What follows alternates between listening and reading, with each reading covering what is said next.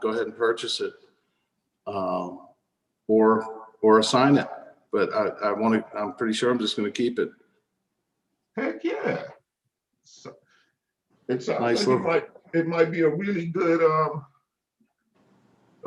investment. And I do like the house. I like the neighborhood it's in, and you know, so that's a bonus too. Yeah, that always helps. But that's a long way. So how did you end up getting into this deal? Okay, so my daughters both moved to Florida, and they rented this house, and I got to know the lady that owned it, and she was in over her head because she's got 3 or 4 properties. Okay. And she just went ahead and I did a lease option with her. Oh, nice. For 60 months, but I also have the right to extend for another 2 years at the end of the 6. So I basically have it for 84 months. Nice. Okay. Oh, that's a good deal. It's a sandwich? What's that? It's a sandwich, right? But I also have the right to extend for another 2 years. It's 84 months. Yeah, and it's what, you know, I hate that I can't answer that, but I just call it's a lease option, at least with an option to purchase agreement. Is that a sandwich lease? No. It's a sandwich is where you stay in the middle and you're collecting the difference in the rent. Okay, yeah. So that's what you're doing, right? Well, I'm just doing a straight rental.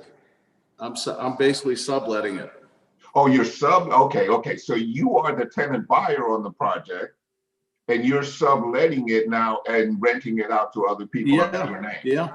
Okay, I see that. That's right. Yeah. Okay. Yeah, I got a family moving in here Friday. Nice. Do you require them to carry renter's insurance? No, but and I don't have the lease in front of me, but there's you know, a paragraph in there that strongly encourages them to do so. Yeah, you know, I don't do. I don't. It's not a suggestion when I rent it. Yeah, if you don't have renter's insurance, you don't rent. Okay. Yeah, gotcha. It's that simple because strongly suggested is like, no, it needs to be a requirement if you're going to protect yourself. And the reason why I say it's that important, especially for you, is because you're managing this from 800 miles away. Right. I do have a home warranty on it that I purchased, and I incorporated that into the rent. Perfect. Yeah. So that's excellent. Excellent move. That way it'll protect you for all the major items and stuff. Yeah. Good. All right. Well, when I see them this evening, I'll just say, hey, I'd like for you to go and get renter's insurance. It's not that expensive. It's really it's like $10, $12 a month or something. It's not much. I don't know why they would not then. So yeah, I'll get them to do that. Because we're gonna I can get them to. If you have some time prior to that, you might want to just look up a couple of rental insurance, companies, and just to give them some options and be forearmed as far as that goes. Okay. I appreciate that. Yeah, for sure. I'm gonna pull up my stuff.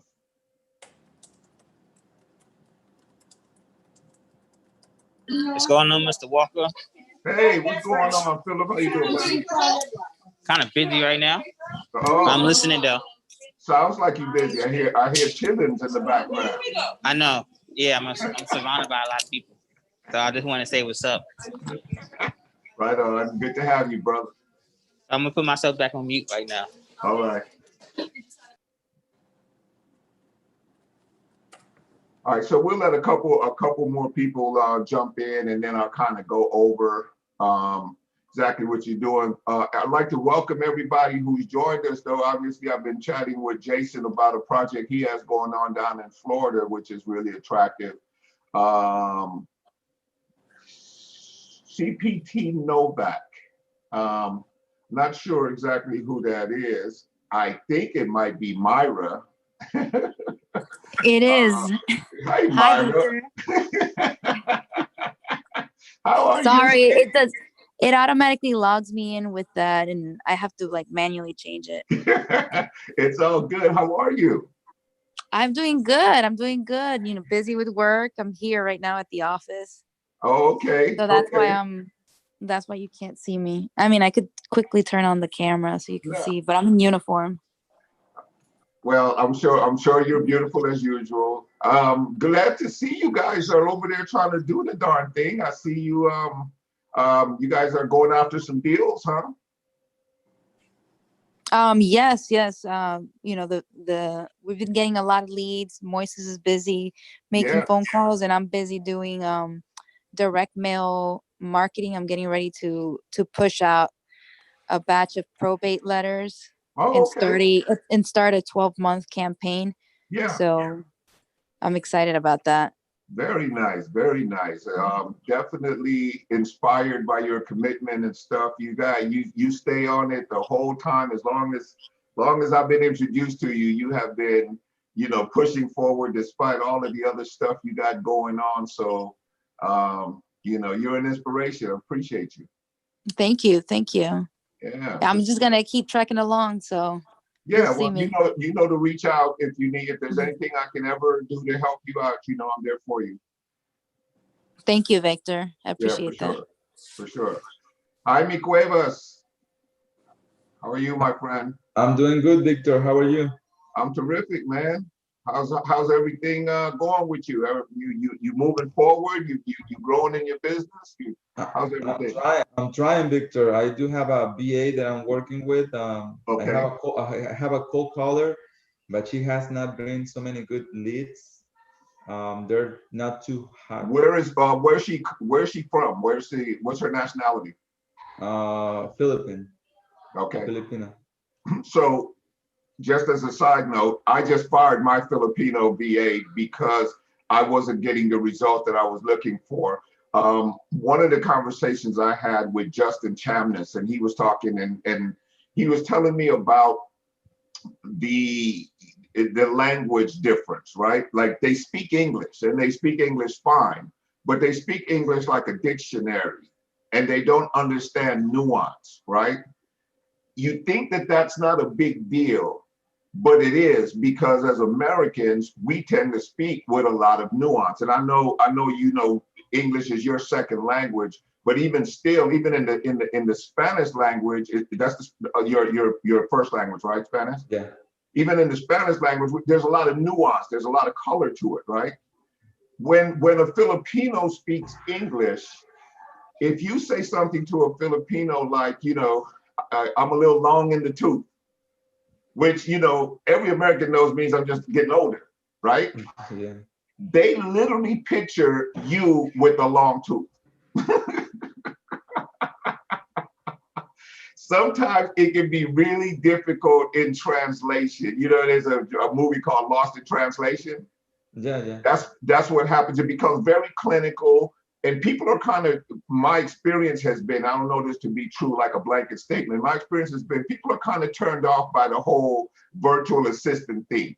The whole getting on the phone with these major companies and speaking to these, foreign customer service representatives that have absolutely no authority to help you at all. They basically can only do a script and all of that, right? So all of that is in the way whenever you're having them make phone calls. So I was like you, I had her on the phones all the time and she was producing zilch, like nothing, because everybody was sort of, treating her like, I'm so sick and tired of the whole, repetitive customer service virtual assistant thing that's going on. So, when you train your virtual assistant, make sure that you are on it and having her sell you constantly, sell me, do the script to me. And I'm telling you that you cannot do it enough. Like, Yeah. you cannot overdo it. If you did it every day, you would be fine. Literally. or until you start getting some results, that's probably what you're going to have to do if you decide to stay that course.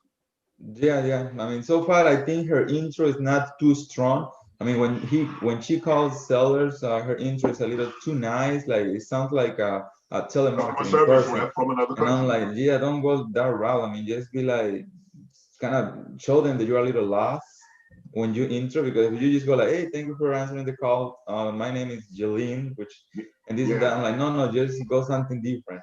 Yeah. But you know what? Even with that kind of intro, on her first week, she gave me like 5 leads.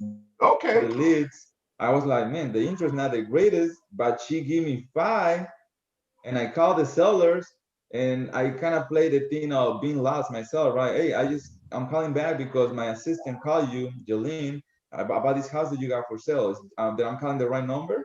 Yeah, this is the right number. I'm like, great. Well, let's talk about numbers. What's the situation and this and that, right? Okay. And a lot of them were like, I was kind of turning them into, I mean, they let me explain the whole situation of me buying the house, and then a cash offer was not going to be a good offer for them because the house was not in need of big repairs. But then I kind of moved into the contract for deed or purchase. And yeah, so I got some good ones. But when I got to hear her intro, she was also getting a lot of rejections from sellers, not fighting her back, saying, hey, yeah, I mean, they were actually waiting for her to finish her speech. But on the end, she was like, the sellers were like, yeah, we're not looking for a cash offer at the moment. And, you know, they were not replying back in a bad attitude to her, which is good. But some did. And then for the some they did, she was obviously right away cutting the call and saying, you know, I'm done, which it makes sense, right? You don't want to be dealing with people that are in a bad mood. Oh yeah, we do the same thing, right? I mean, I do. Yeah. You know, if you're gonna think you're gonna have a bad attitude with me, I'm not the one, not today. Yeah. You know, I'll just hang up the phone. Because usually, and I can't say it's all the time, but many times, whenever somebody starts off with a bad attitude, that's probably going to be the attitude you're going to deal with throughout an entire contract. Depending on what type of contract it is, it could be a while, right? And you're going to be dealing with this person. It totally is not worth it. It'll steal your joy from the game. So, but it sounds like I was under the impression when you first started that she wasn't getting you, you know, leads. But now you're saying she is getting you leads. But she did give me, obviously, there's days that she will give me 1 or 2, and days go plain on nothing. And I'm like, right now I got the situation with PropStream, you know, where you can pull up to 9,000 or 10,000 good leads, especially after looking at the video from Justin, that it shows you all the filters so you can get the better homeowners that you can probably be calling. And I was like, but if we do the skip trace on 9,000 at 10 cents per skip trace, and I was just looking at the VA, how she goes through the numbers. A lot of people don't answer. There's 10 cents right there. 9,000, that's $900. Yeah. So, but the deal with her and her company is that if I pull up the 9,000 skip trace homeowners, they will do the skip trace for free. So I don't have to pay the $900, which I'm like, I think that's a good deal right there. Now I'm still working with her on her intro, and I told her, just change it as little bit, as much as you can, as you continue working with me. I'm like, that, you know, that situation of you being super nice, it doesn't help much sometimes. But for me, I'm like, if I want to cut her out and then say, okay, I'm not gonna be working with her no more, when maybe I had not provided to her the correct leads. In this case, you know, from PropStream, and if she does the skip trace for free, when it's like $900 from PropStream, then I'm like, I think I still have a good deal with her. I just got her as a part-timer right now. So yeah, I think you're on the perfect track as far as that's concerned. Can you hear me okay? yeah, I can hear you very well. Okay. Yeah. So I think you're on the perfect track as far as that's concerned, because last week I had mentioned something about KPIs and you know, making sure that you keep your costs down as much as you can, especially during this time period where we're in this seller's market, where sellers believe that they can get whatever the market can give them, and they're getting multiple offers. And so you're in a little bit different environment. So you're going to burn through more leads. If you're burning through those leads though for free or near free in terms of what you're paying for those leads, you're accomplishing two things. One is well, three things. One is you're digging for gold, right? You're trying to find deals. You're training your VA, and you're also sorting out your systems, and you're doing it all at the same time at a budget.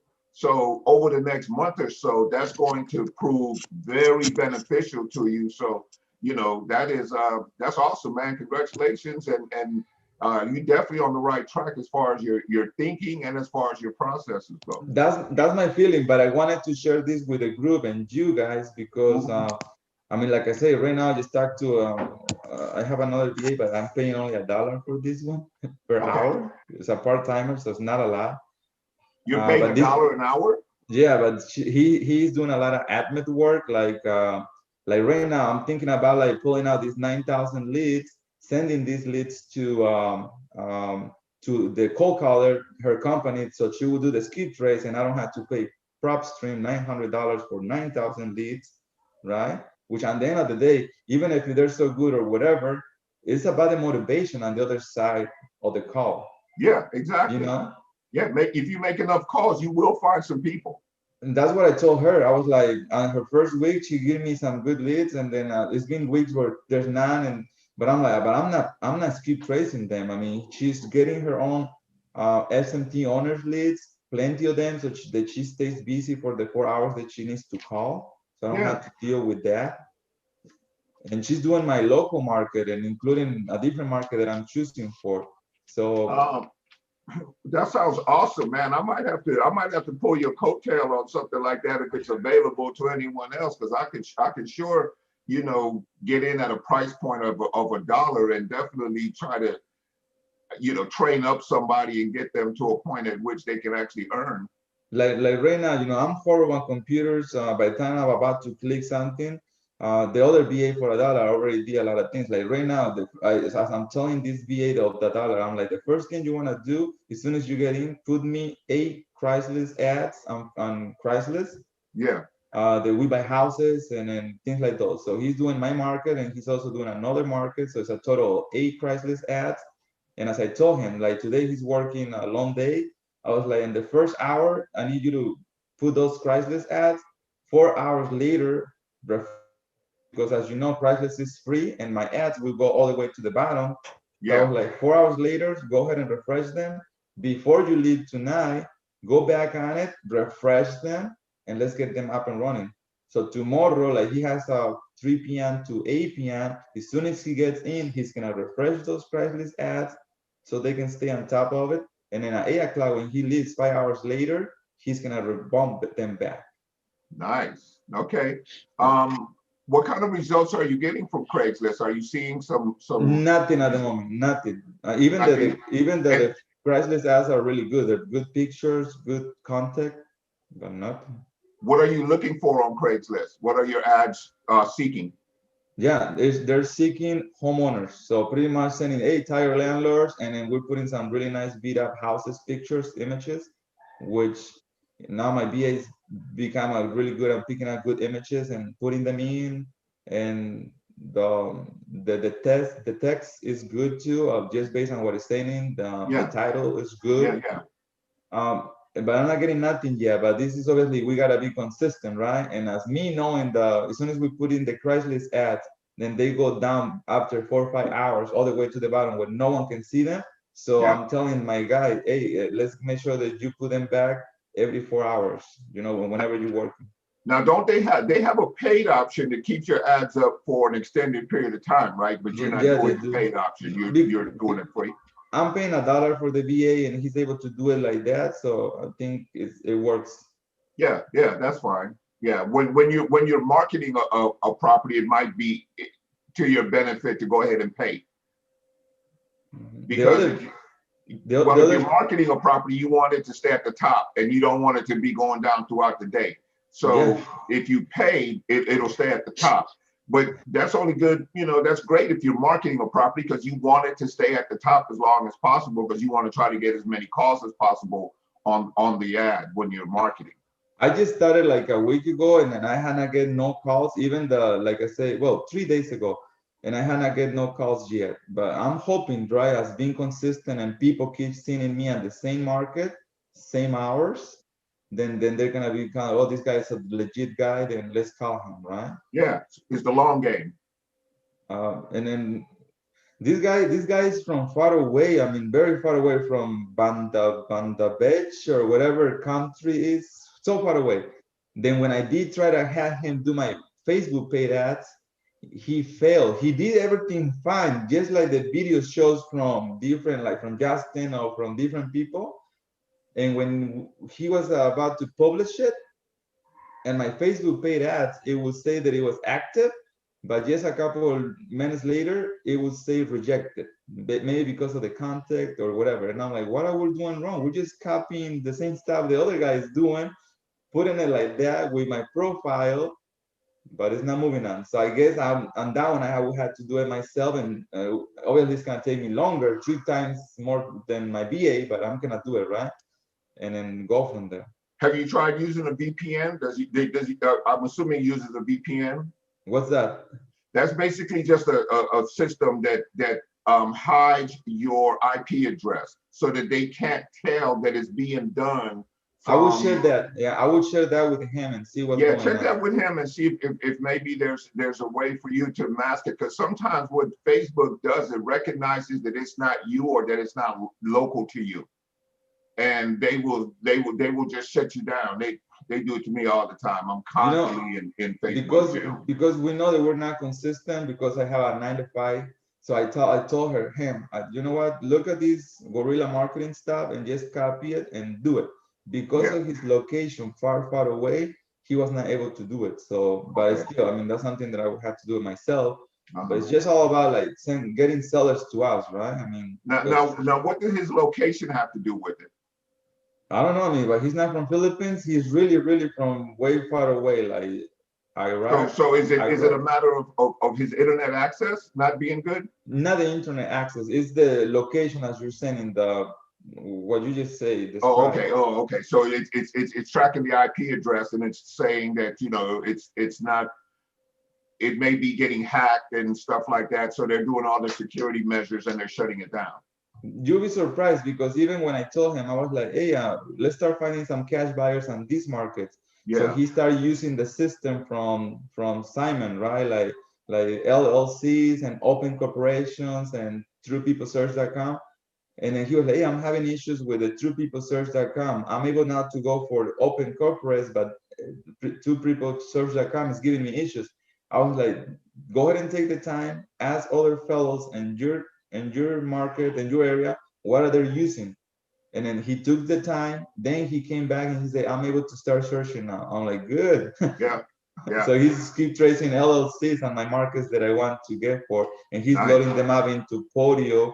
So then pretty much LLCs are there and things like those. I mean, man, I remember when you first started in this game, man, you take this serious, right? Because I'm trying, I mean, if I'm bad on one thing, then I gotta be better on something else, and that's what I gotta do. Man, my congratulations. You're an inspiration as well, man. I was just telling Myra the same thing because I remember when you guys kind of first got into the game, and I remember you were as green as they come. And now I'm hearing you have these conversations about, different methods and training and markets that you're in and things like that, man. Congratulations. And we're all inspired by the fact that you just keep your commitment, keep it going. 2021 is going to be unbelievable for us. Believe that.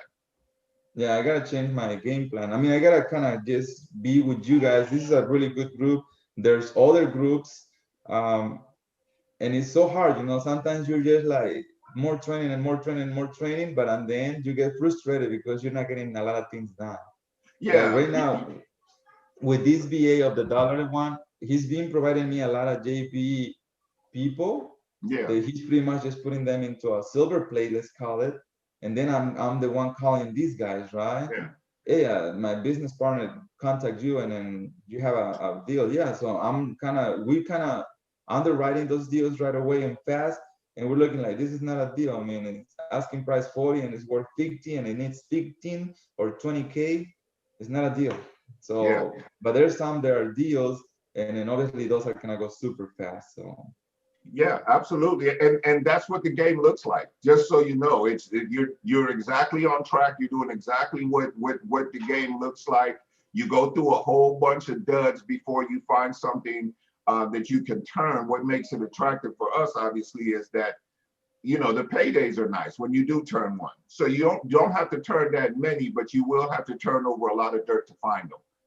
yeah, like the other day I was supposed to send a JV agreement to somebody. And then I was like, man, by the time I erased this JV agreement, and I don't know how to upload it here and there and there. I just text the VA. I was like, hey, how can you? I mean, I need your help sending this JV to this person. He's like, okay, let's load it into Podio, and then from there we make the changes, and then into this other Panda Doc or whatever, like DocuSign. Yeah. But Panda Doc is free, has not charged me nothing. So I'm gonna share that one with you guys. It's called Panda Doc, and it's Panda like, Doc? yeah, Panda Doc, and it's like DocuSign, but you don't have to pay for anything. So far, they haven't asked me for nothing. I only have sent 3 JV agreements. How's the quality? It's good. It's just like the other stuff. Okay, yeah, because I've tried a couple of different ones, but even the signatures look wacky, or they come out super small, or you know what I mean? It's like some of them are real glitchy. So that's why I asked about the quality. Now, just my last question, and then we can start with the thing. At 7 o'clock, I have a call with a person that has a package deal. I'm already pretty much working through single family homes, but this thing is a package deal. And I'm like, yeah, I do have a cash buyer, which I still gotta find it, right? Right.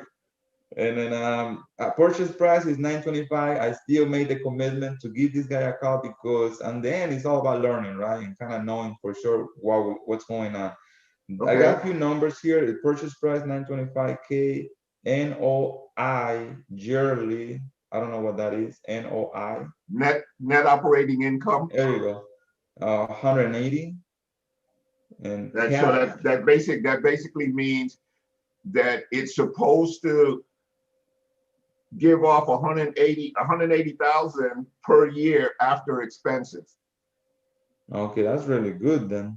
Well, it's good, but okay, I'll let you finish that off, but I want to jump in here real quick.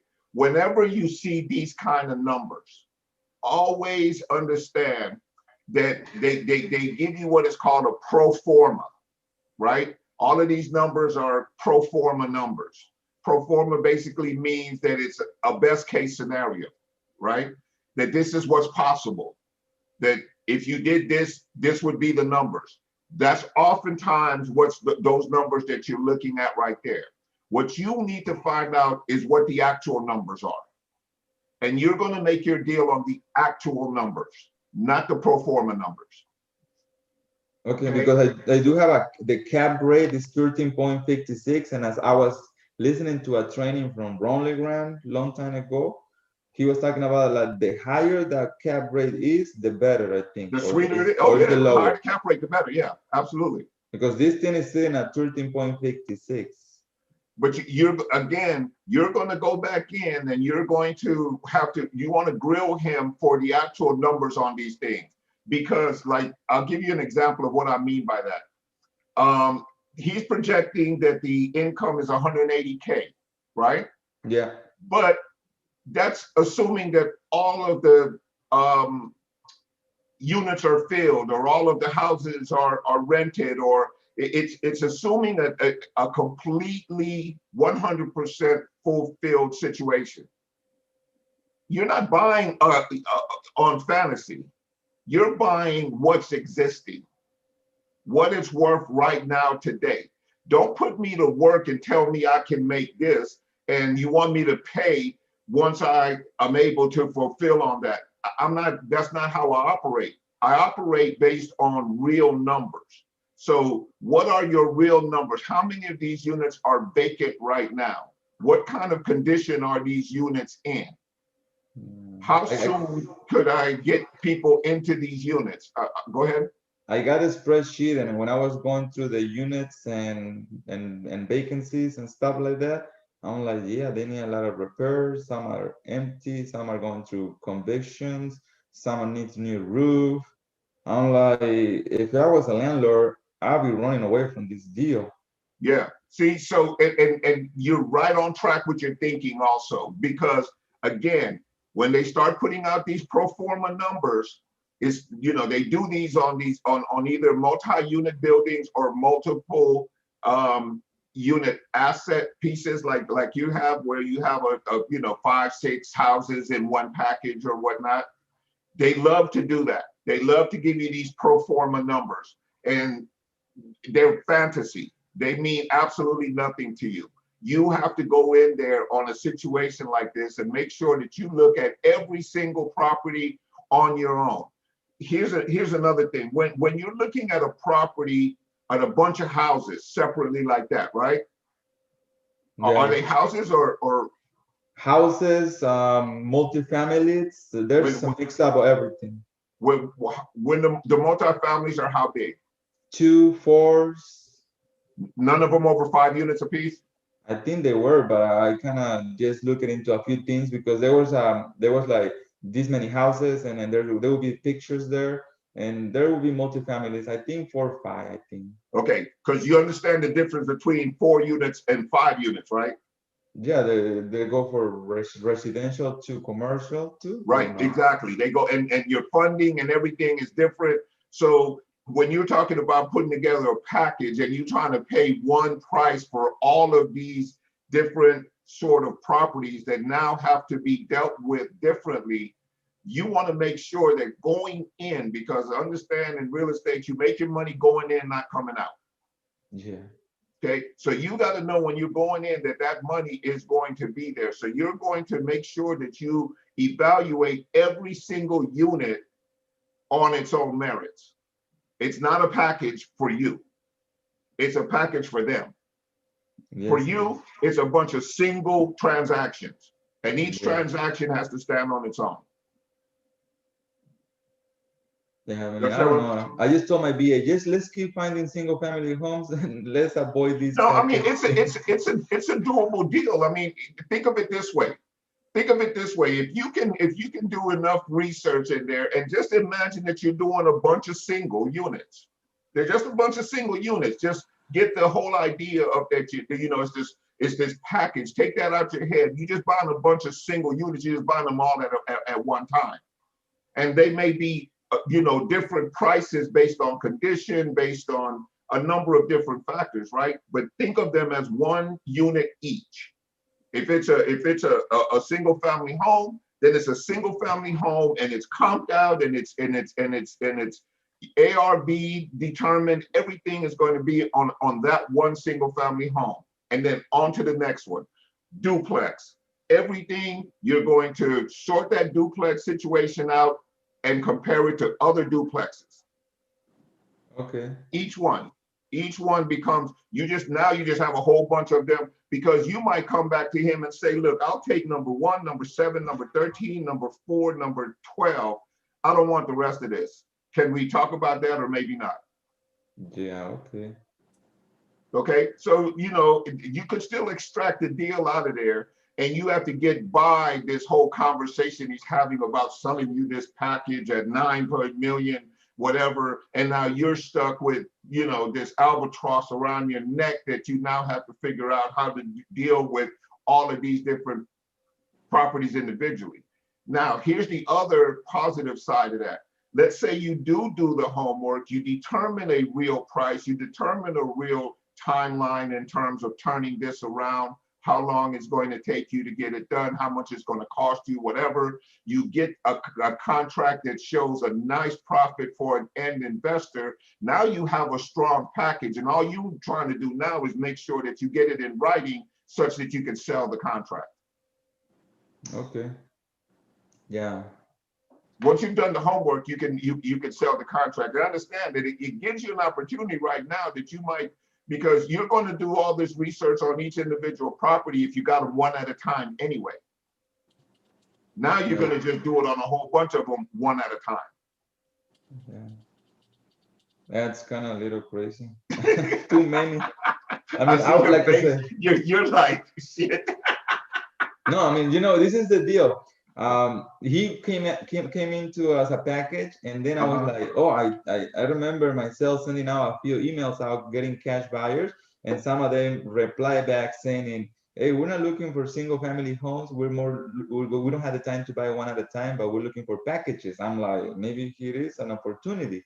Yeah. No. Yeah. Yeah. You can extract the research that I'm telling you to do is how you extract the maximum profit from the deal, because you're going to sell it on a pro forma too. Yeah. You understand what I'm saying? You're going to know the real numbers, and then you're going to put together a pro forma about, the performance, and you're going to create a spread that allows you to make a nice little profit on it without, hamstringing somebody else or doing somebody else bad. Okay. Make sense? Makes sense. Yeah. So just one last thing. Sure. When the training yesterday, I kind of understand it like this way for the platform. Bob was sharing with us.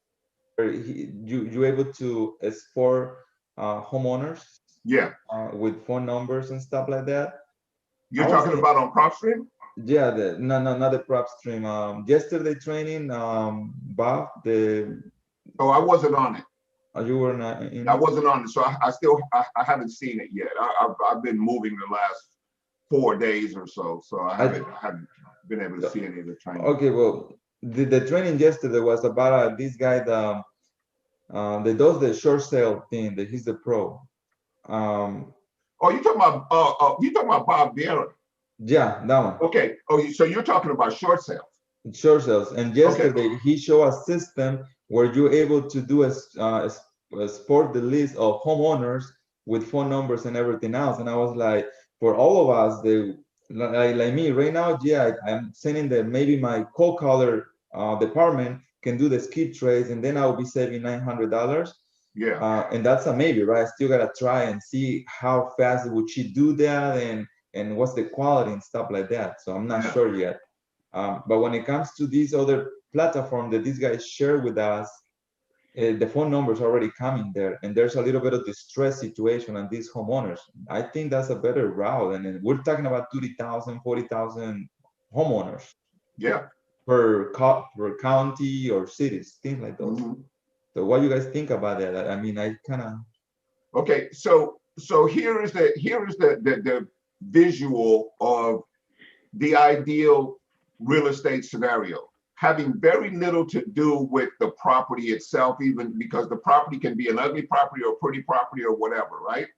Yeah. The ideal scenario always looks like there is a person standing on a railroad track and there's a train coming. Depending on the speed of that train will determine the quality of your deal. So when you're talking about somebody who has a built-in distress, for instance, a pre-foreclosure, where somebody has a date, and the way it works with human beings is they'll wait till the last minute to try to do something about it. And our job basically is to be there when they finally pull their heads out the sand and decide to do something with it. But that's a level of motivation now that unless you want to be on the street, if you don't have another plan, you want to lose your house, we got a deal, and we need to do a deal right now here today. So that's a 10 on the motivation scale, right? And then it kind of works its way down from there. So just when you're talking about leads, if you can go in with a built-in motivation, you're light years ahead of the game, right? So I just wanted to share that because that's the direction that you're going, right? You're looking for that pool of people that have a built-in motivation. Yes, that's always a winner. That's always a better way to go than to just be randomly, and the disadvantage of calling some of what we call the low-hanging fruit, such as Zillow leads, is the fact that their motivation is, it's marginal at best in most cases. They think they have all the time in the world. They think that the market is going to be to their advantage. Neighbor is getting 4 and 5 offers. You know, you're up against that. True.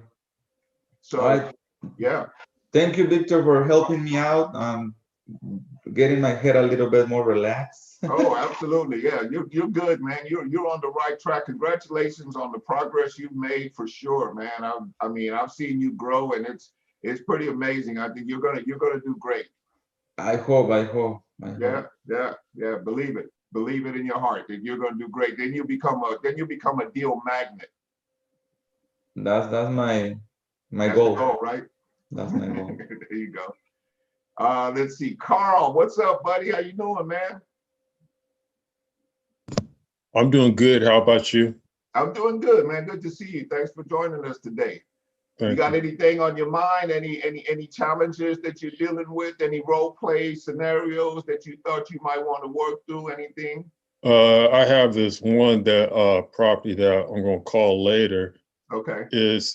It could be ugly. It has a little bit of roof damage, but the inside is okay, but it's been vacant for a while.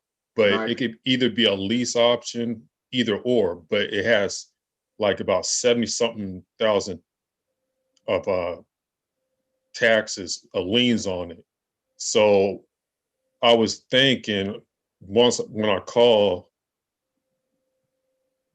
maybe, because I think it might be enough spread that if I minus from the ARV and take away from the liens, it might be still enough for me, some wiggle room to get it.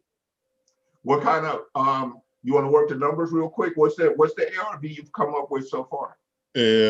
About 320. Okay, so if you got it up to 2021 standards, you could get 320 for it. Mm-hmm. Yes. What is and you say about 70K in repairs, you think? No, it has about 70K in liens. It liens. Okay. Yeah. And what are we talking about repairs? Probably about 30. Including that roof? Yeah. Okay, so that's 100K in liens and repairs on a property worth 320K. So that still leaves you with 220K in room. So I see why you're excited about that. Yeah. Yeah. And what's your exit strategy? I know you said that lease option, but lease options are hard to do when you're looking at that kind of repair. Okay. Yeah. That's why I was asking. Yeah. Yeah, because you know it's not in move-in condition. Mm-hmm. So a lease option scenario, the reason why they call it a pretty house, you know, environment is because you're dealing with attractive homes that are move-in ready for the most part, or something that maybe a handyman can go in and he could save a little money, but he can do the work himself. But when you're talking about $30,000 worth of repairs, now you're kind of out of the ballpark as far as, you know, somebody coming in on a lease option situation, unless you just get lucky and find that guy who has his own stuff, you know, has his own equipment, whatever, and wants to come in and do it on a lease option. But you have enough of a spread right here. What kind of price are you looking to offer her? Somewhere around that if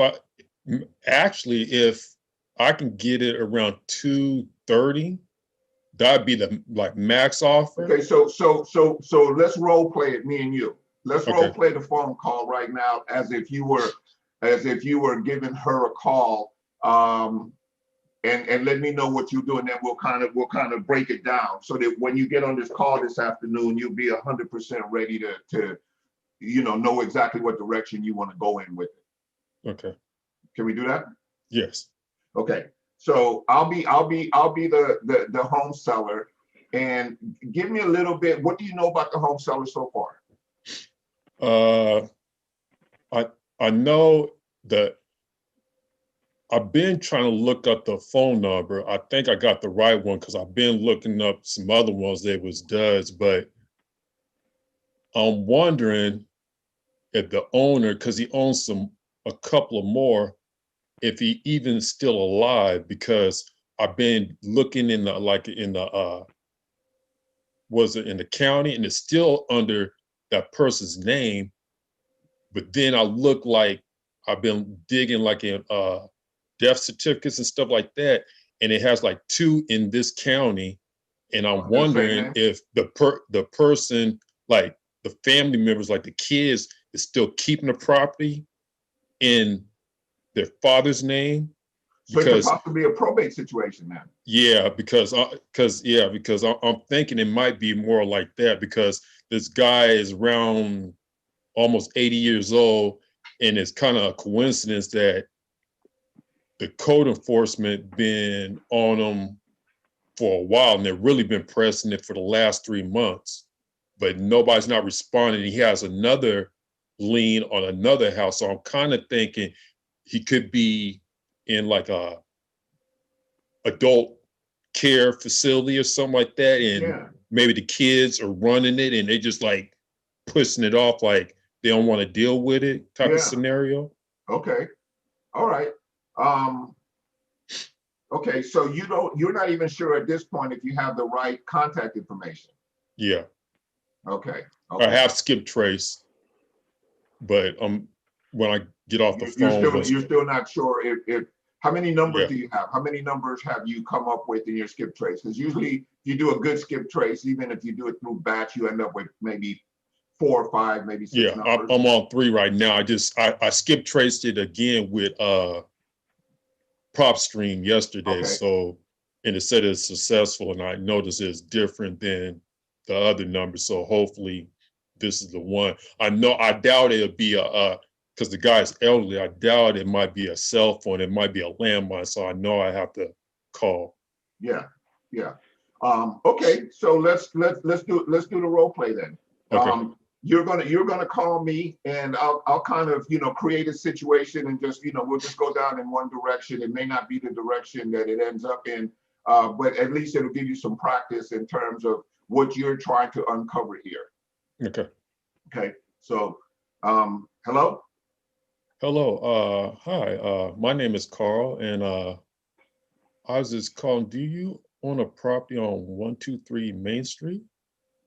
I 123. Oh, you know what? That used to be my grandfather's property. Oh, okay. Do you still own it?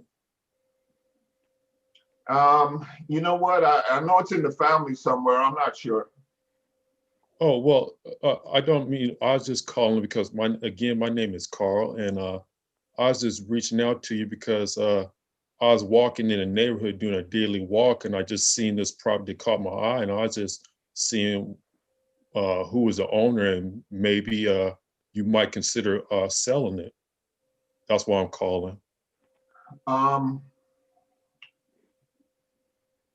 I don't really know. I'm not sure what the family wants to do with the property or whatever. Well, I mean, what are you thinking? What you want to make an offer on it or what? Well, I like to just get a little. Do you have some time? I like to ask you a couple of questions, and you can ask me some, and then if we have a good fit, then maybe we can do some business today. You can fire me, tell me no at any time, and enjoy the rest of your day. Would that be okay? Yeah, that's fine. Okay, yeah. How long have your family member own it? Nah, I can't tell you for sure, but he's had it for a while. He's had it, as long as I can remember. Oh, okay, yeah. Because I do my daily walks, and I just been seeing it. Is it vacant, or is it somebody living there? Because I walk I past thought there you and I said you don't see walked by. nobody in there. Hmm. I thought you said you walked by. Did you see Yeah. anybody in there? I see like a parked car there, but it's been there like it's Like the car's vacant too? yeah, it's just sitting there. That's why I'm yeah, Like everything's vacant there. yeah. Yeah, So I was just don't think, wondering. Yeah. I don't think I don't think there's nobody supposed to be living there. Yeah, I'm pretty sure no one's supposed to be living there. Okay. Well, I was just saying. Well, will you even consider? What have you ever thought about? I know maybe, or am I talking the right? you relay a message to the owner or your family member, like, and see if they would consider an offer on the property? Because it's just sitting there, you know. So off the role play. Okay, so I like the fact that you're kind of, you know, building the relationship, and you know, you have a real good, easy, mellow tone about you. But if I was to say one thing, you want to start going in here and starting to really extract some real value out of this, and Okay. get off this phone quickly. Right Okay. now, you're getting ready to start getting into Mumble a jumble. relationship Okay. with this Okay. person, right? Okay. Right now, your first initial phone call right now, you're just trying to find out who the right person is to talk to. Okay. You know what I'm saying? Who Okay. can he direct? If he's not the right person, and it doesn't sound, and I made sure I didn't sound like the right person. In other words, I'm not going to be the one that signs on the line no matter what. Okay. You know, so you're going to go in already armed with some information that you already have, right? Yes. So did you pulled property information? Yes. You have a name Yes. of the owner and everything? Yes. So I would immediately go in and ask for that person. Okay. Okay. Okay. That will immediately tell you, well, that person is dead, that person is in the hospital, that person is incapacitated, that person is whatever. You know, I am here in front of the property at such and such right now, and I need to speak to the owner. I have the owner at such and such. Can you put me in touch with them right now, please? Okay. Now I got a little fire, right? Like he's like, shit, you know, well, what's going on? You know, well, you know, we can be headed down the road with the problem, and you know, I'd like to see if I can maybe help you avoid a situation. Come in. Who should I be speaking to? Can you give me a number for somebody directly? Then they'll probably say something like, well, who are you? Well, I'm the person that can solve the problem. Okay. Right? Okay. So just come in a little bit stronger. You know, yeah, the relationship is all good, but you don't have time for a relationship with somebody who is not going to be of any real value to you. So create a little bit of fire, right? Like I need to speak to such and such. You have a name, so drop it. Okay. You know, not are you the one who is going to be making this, you know, I'll know when I drop the name exactly who it is that I'm speaking to. Okay. Because he's going to probably share some, because the first thing they want to say is, who is this? I'm the person who can solve your problem on such and such a property, because it's getting ready to be a problem for whoever is currently in charge of this. Okay. Right? And you know, I think I can help you out. This is what I do. I do this for a living. This is how I pay my bills. And my goal is to create some win-win situations here, but I can't do it unless I can speak to the person who is in charge of this property right now. Okay. Is that you? No? Okay. Well, who do I need to be speaking to right now? Okay. Can you give me a name and a phone number, please? So you come in with authority. Okay. Because you're trying to crack through all of this other stuff, and you need to do it right now. You can't, you don't want to start, you know, you don't want to be his friend. I don't need to be, you don't need any more friends. You probably got enough. Yeah. Right? You see it. You don't need no more friends. You need somebody, you know, signing on the dotted line. Okay, so let's do it again, and you try, you know, going a little bit stronger, you know. Yeah, you change your posture, you know, sit up in your chair. Imagine that you may be a guy working at a government office or something, you know, and you are calling because there's a situation and you want to handle it. You've been mandated to handle this situation, and sort of come from that stance, rather than real, you know, the relaxed, you know, sort of, this is the part where you have to be a little bit of an actor. Okay. Okay. So let's do it again. Ring ring. I'm answering. Hello. Hello. Is Alvin there? No, he's not here right now. Who's this? My name is Carl. I was just walking past a property here on 123 Main Street. Are you the owner? Okay, off the role play. I wouldn't say walking past. Okay. Why? Because you've lost Sound all like your a stalker. You're Okay. or you're just a guy, you know, who's nosy. Okay. If you're going to say that, say something like, I'm in front of such and such and such and such, and I want to speak to the owner. Okay. Are you that person? Right? So now you're there with purpose, as opposed to, I was just strolling by and, you know, I saw this property and I thought it'd be a good idea to bug you. Okay. I'm joking, but you know what I mean, right? It's like, Yeah. I'm calling because there's an issue and I want to help you solve it, and it could be something in it for you if you help me out. Okay. Right? Greed and need. Okay. Okay. So let's do it. Let's do it again. Hello. Hello. Is Alvin there? No, he's not here right now. Who's this?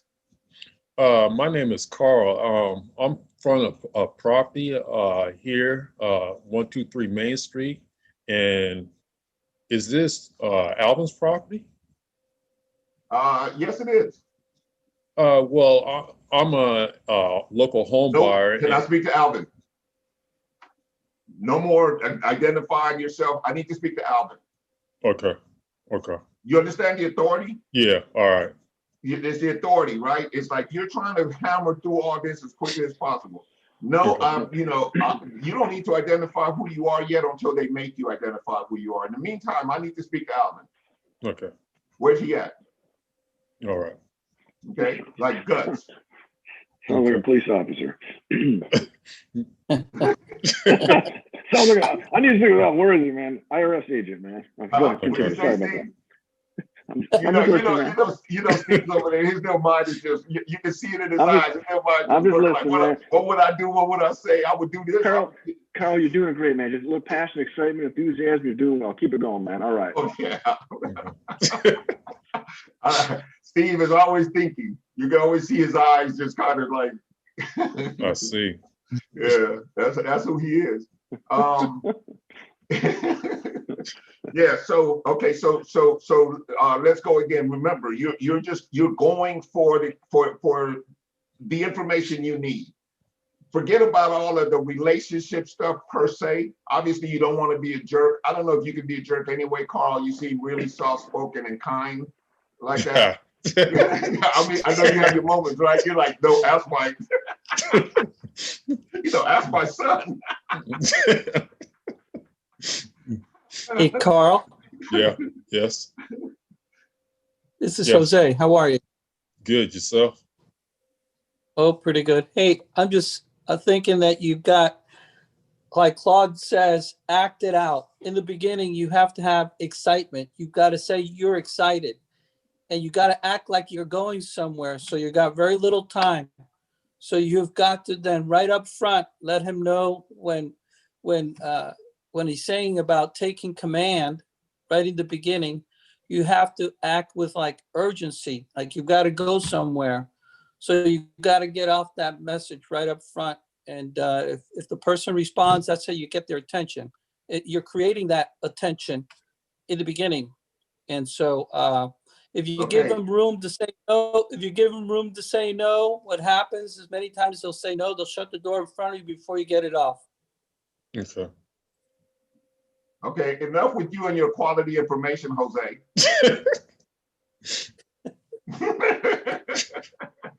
That's it. He's right on point. Thank you for that input, Jose. That's good stuff. But yeah, and that's what I was referring to as well, is that urgency. Like, there's something to be done. I need information. I need it now. And so you have got to bring up that spirit in yourself and kind of, be outside of your normal, already, always way of being. Okay. Like, you have an objective right now, and you have to play the role of the person trying to accomplish that objective. That Okay. make sense? All right. Okay. Yes. I always say to myself that they need me more than I need them. Yeah. Right up front, before I make the call, I'm always saying to myself, they're going to need to hear what I'm saying more than what I need from them. Yeah. Okay. Who is this? I'm your solution. Yeah. Okay. Basically, like an attitude. I'm your solution. You know what I mean? Yeah, you have a problem and you don't even know it. Okay. Right? And they actually do. They have a problem and they don't even know it, because if they continue down this path with the city and with all of the stuff that's going on, you know, Right. the abatement and everything else, they're going to be in a situation in short order, and it could fall back on the whole family and cost them money and time that they may or may not have. Right. Okay, so you're coming in as a problem solver. Okay. All right, so, you know, get your mojo, you know, do your, you know, like breathing exercise, whatever you need to do, but, you know, come in here strong and get what you're looking for in terms of the information. I got a question, Carl. Carl, do you actually have the information of the property in front of you? So when you're talking to someone, do you have it all there? Their name, Yes. their okay. Okay. Yes. So He has the information and he has the name. He's done a little bit of research. Yeah. I don't know if you heard the first part, Steve. Sure. Yeah. Okay. So he's got all that. Okay. Yeah. So yeah. And Steve's exactly right. You know, you want to have this in front of you so you're armed. You know, when you go in here, you're armed for bear. Mm-hmm. I have this Yes. information here. It looks like there's some issues. I'd like to resolve it, and there might even be something in it for you if you work with me. Okay. Need and greed. All right. All right. Hello. Hello. Is Alvin there? No, Alvin's not here. Okay. Well, I was just calling. I really need to speak to Alvin though. Do Okay. you Who's this? do you know who Alvin is? Yeah, I know who he is. Who are you? I'm a person to try to help you with your situation. So I don't have a situation. What situation? well, Alvin will, you know, eventually. So I'm trying to help him. So I need to talk to Alvin right now. What kind of situation is Alvin going to have? Well, it's this property I seen, what's called 123 Main Street. I'm standing in front of the property. Okay. I'm standing in front of the property, unless you know that they're standing in front of the property, which they're probably not, because it's vacant and it's been that way forever. Okay. I'm here at such and such a property, and you may have a situation. Okay. Okay, go ahead. Okay. I'm here at 123 Main Street, right here at your property. I believe Alvin owns it, and I see it might be a situation. I'm here, might help you with this problem. So I need to talk to Alvin right now. Well, you can't speak to him right now. Can I take your phone number down and maybe I'll just have him give you a call or whatever? Who am I speaking with right now? Are you related to him? Yeah, I'm Victor. I'm his grandson. Okay. Well, this might be a win-win for you and me. If you help me, it's this property that your grandfather owns, and I'm looking at the roof right now, and it's kind of damaged. And I was just seeing. I need to talk to him right now. So now you're kind of going Take into that a out. presentation, Okay. right? Right now, so you want to avoid going into a presentation. Understand this guy has no role in this situation other than to get you a phone number. Okay. You know what I mean? All, you know, and now you just want to hone in on getting that phone number from that person, right? Okay, what would it, you know, how can you give me the number, please? Because I really need to speak with him. Okay. You know, well, I don't want to just give you his phone number. Well, why don't you take my phone number down, and I will follow up with you at about 5 o'clock. And if you, by that time, would you have spoken to Alvin? Okay, great. So get me permission at 5 o'clock. I'll give you a call back, and assuming that he says yes, then I'll get the information from you. Or you can call me back as soon as you have it. Here's my number. Okay. Do you have something to write my note? Do you have something to write with? Okay. Okay, so I'm in complete control. I Okay. need you to know that you have something to write with. I'm not going to spit my number out in the air for it to go in one and out the other. Do you have something to write with? Can you take this down, please? Okay, can you repeat that to me? I appreciate it because this is vital. Okay. You see what I'm saying? So what I've done now is I've positioned myself and I've raised the temperature in the room. Okay. There's something boiling now. Somebody's going to have to do something about it. This guy called me and it sounded serious. And you've got to come, Carl, you're going to have to raise your energy in terms of how you approach this. You might want to get in front of the mirror a few times before you do it. You might want to, go back to a conversation maybe where you were, stern, not necessarily chastising, but where you were making a point to do you have kids? No. No? Okay, well, in a relationship, let's say you were in a relationship and you're making a point to somebody, not necessarily berating them or beating up on them or anything, but you knew that this point needed to get across. Okay. And put yourself in that space. Okay. Like, this is an important situation. This is not just, casual, hey, this is Carl. I'm just checking and seeing if, maybe, you want to help me make some money. Right? That's kind of how it comes. You have got to, in this situation, if you really want to do this, is create an authority. Okay. You're an authority. You are the person who can help them. Okay. Right? So let that show up in your speech, let that show up in your posture, let that show up in your conversation. And going back to the acting analogy, what do actors do? Practice. Rehearse, Practice. right? Rehearse, practice. Yeah, rehearse, yeah. So that's what you may need to do prior to your phone call, because I get that it's not natural for you. Yeah. That's fine. That's fine. That's why you're in the game, to grow, develop, get better, find out things about yourself you didn't know. We all are going through that. We're all there, right? Like, we've all kind of gotten to a point at which we either had to make a change or we were going to lose out on the deal type of thing. And that's the fun of this. That's the joy of this. That's what entrepreneurship looks like, right? For all of us. Entrepreneurship is that charge you get out of that period, that time when you grew, when you were like outside of yourself and you made some shit happen that wasn't supposed to happen.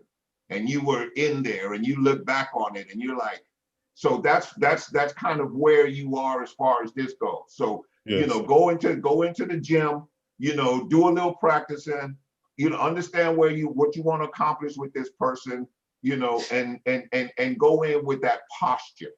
Okay. Because otherwise it's just going to be a conversation which might work sometimes, but it's by chance and not by design. Okay. Can I elaborate? Can I say something? I mean, Victor, you're actually right on 100%. When you spend some time, Carl, or all of us, when we spend like 10, 15, 20 minutes every day, go into your room, just start practicing, going over these techniques. So when you get someone on the phone, hi, my name is Steve. You don't happen to own the property on 123 Main Street, do you? And once you have that passion, excitement, you get them talking, you're the doctor, but you take that time to practice. That's all I've been doing for the last, since I learned cloud system, the more I practice, when I'm on the phone with someone, it just flows. Because I've already practiced it. I've got the techniques down. I'm listening to all the strategies.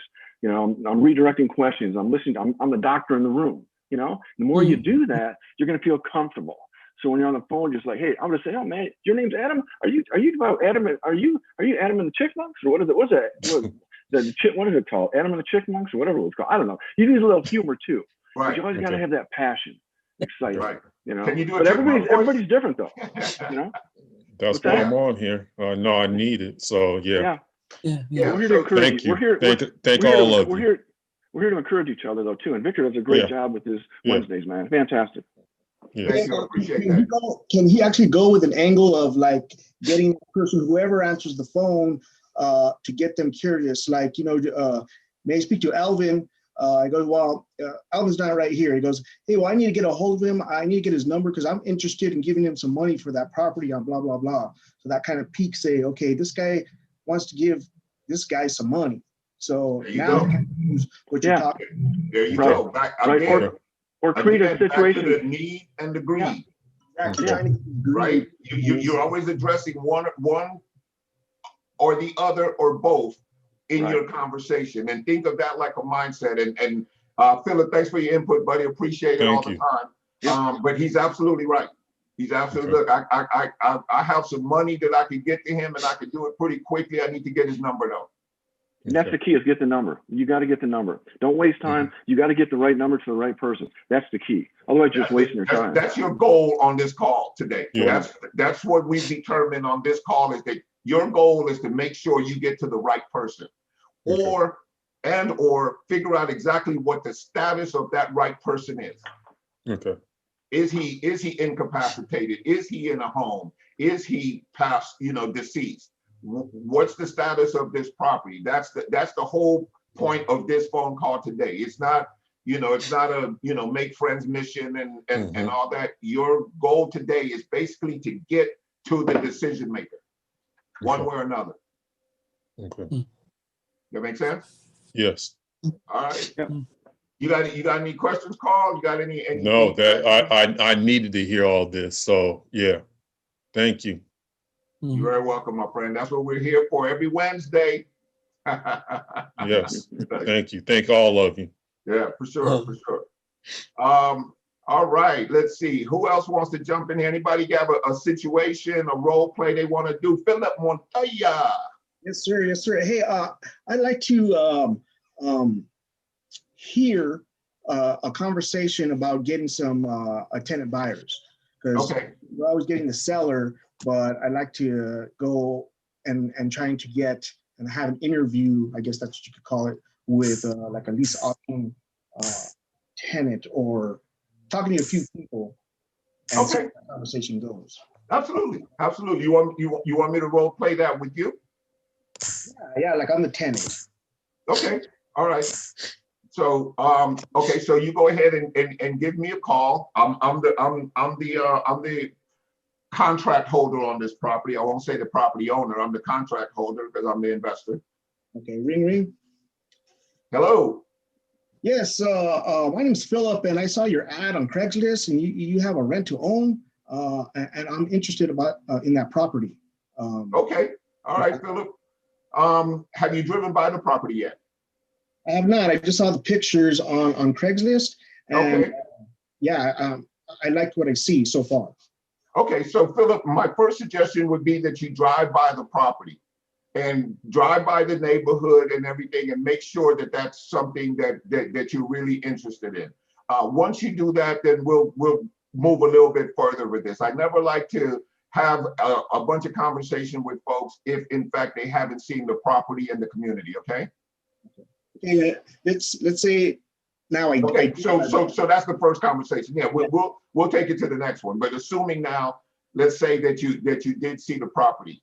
Okay.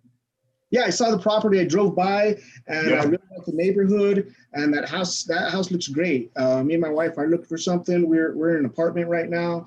Okay. Got a couple of kids, and we're just looking for something bigger. Okay. Philip, you mind if I ask you a few questions about your situation? Sure. Okay. So you know that this is a rent-to-own property, and Yes. it requires a deposit. How much money do you have available right now to start this process? We got about $8,000 saved up. 8,000, huh? Yeah. Is that not going to be enough? Well, Philip, on our properties, we're looking for about a $15,000 down on this particular property. I don't have anything else in your area for 8,000. Is 8,000 the best you can do? Is there any way for you to do any more at all? 8,000. Well, I talked to the wife. They always have a staff somewhere, so I can ask. Right now, that's what me and my wife had discussed, about $8,000. But I can always ask. Okay, all right, so what we're looking at is 15,000. That's what we're looking at on this property. Now, also, let me ask you a couple other questions. Have you ever been evicted from a different property? No. Where do you live? Where do you live now? Or you said you're renting? Yeah, we're in Uptown right now. Have you made all your payments on time for the last 2 years? Yes, yes. Where do you are you employed or self-employed? I'm employed, yes. You are employed? Sir. How Yeah. long have you been at your work? About 5 years now. Okay, cool. And if off the top of your head, unless you know for sure, what's your credit look like? Credit, not so good. I mean, it's almost there. It's probably about, I'd say about 580, 600, something like that. Okay, all right. And are you working on your credit right now? Is that something that you're doing, or? Well, yeah, I mean, we're paying our bills on time, stuff like that. We got behind on our bills because I had lost my job a while back. So now we're trying to lift up the credit. So I understand. So how long do you think it would take you to be back in position to be a homeowner? A homeowner, yeah. I'd say a couple of years. Yeah. Yeah. Okay. Well, you know what, Philip, I don't know if this particular property is going to be a good match for us. We're actually looking for about 15,000 down on this one. And also, we'd like to see that you can be in position to complete this transaction within a 24-month period. So you would need to, I'm looking for you to tell me that you're doing the things necessary to improve your credit, and we can actually help you with that if that's the case. Now, I may be able to help you out a little bit, but you know, how close to 15,000 can you get? Because obviously I have other people. This is a nice property, so there's a lot of other people looking at it as well. Right. Well, I'm thinking that's all I have right now. Is there any other properties that you have in? No, unfortunately, I don't have any other properties in that area right now. We pretty much liquidated everything. It, you know, seems to be a hot market right now. But you know, keep my number and information, and you know, keep a lookout. We're always advertising, and we're always looking for properties in this area. All right. Oh, thank you very much for taking my call. I appreciate it. Okay, you're welcome. Okay, so there's a number of ways I could have gone with that right there. My first assumption that I was working on, you guys, is that I have a good property that I can get the money I'm looking for on it. So there's no need for me to compromise right away. I'm looking, typically when I do a deal, I'm looking for 15,000. Why am I looking for 15,000? Because I'm looking for $5,000 to do everything necessary for the owner. I'm looking for, because I'm going to negotiate about $3,500, $2,500 to $3,500 in deposit. That's what I always negotiate. I'm looking to pay for the home warranty, and I'm looking to pay to have enough in that $5,000 for the first month's rent and a security deposit. So that's usually right around 5,000. And I'm talking about right now, I'm talking about a you know, bread and butter house in the 250 range or so. So that's the sweet spot. That's what we go after. That's our target market, especially when it comes to lease options. There is no better criteria than that right there in a lease option situation, to be in that sweet spot, someplace between 150 and 300.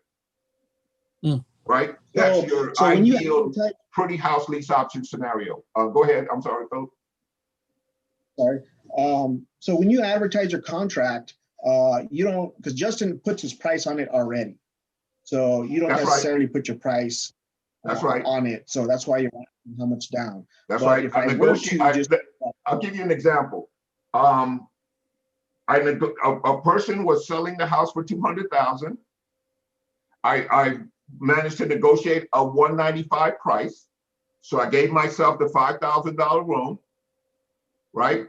I negotiated how much they were going to get as a deposit and everything on there.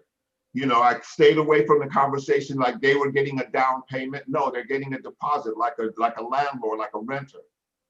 And I make the deposit someplace in the $2,500 to $3,500 range. If they say anything else, it doesn't matter. I'm going to negotiate it down to $2,500 or $3,500.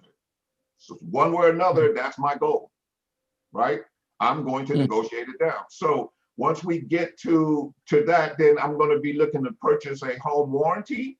And I'm going to be also be looking to do, the first month and maybe first and last or whatever, right around that $5,000 window that I've created for myself.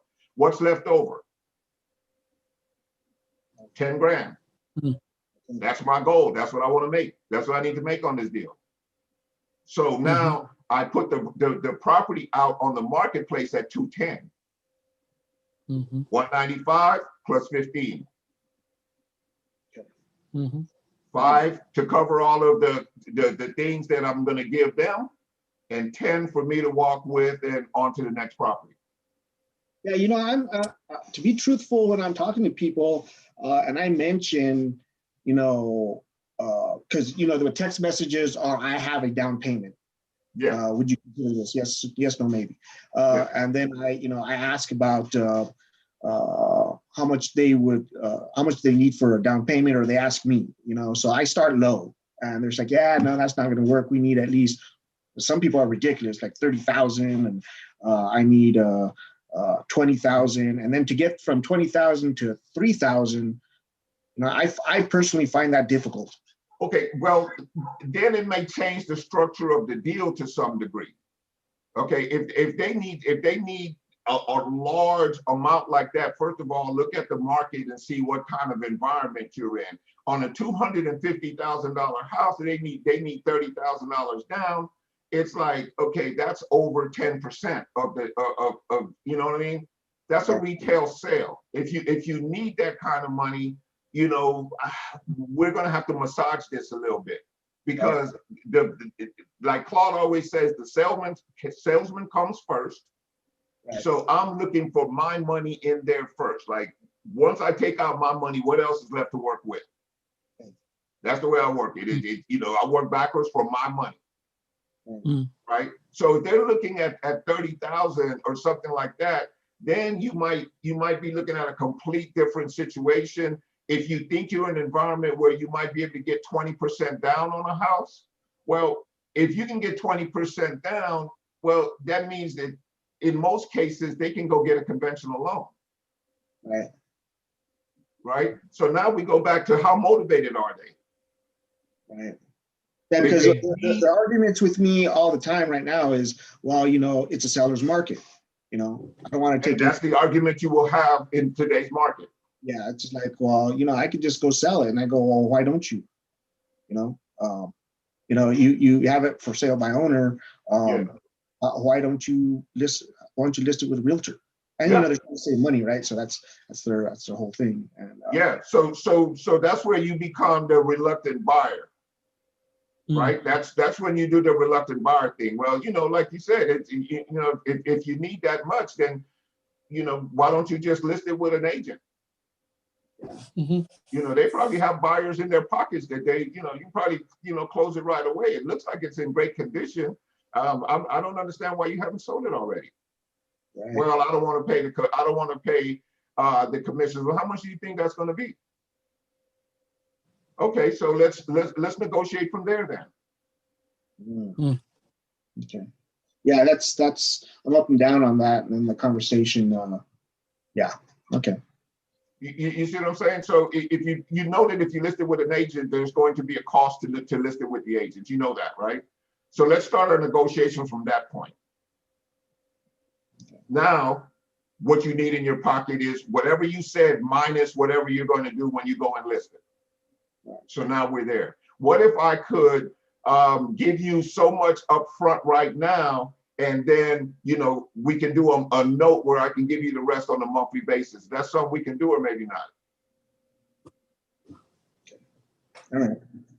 Yeah, we can do that. Yeah, because I got a guy on contract. I'm just waiting for him to. I did Clark's thing in town, and and I told him, you can get me this contract by the end of today, and he's like, yes. but it didn't happen.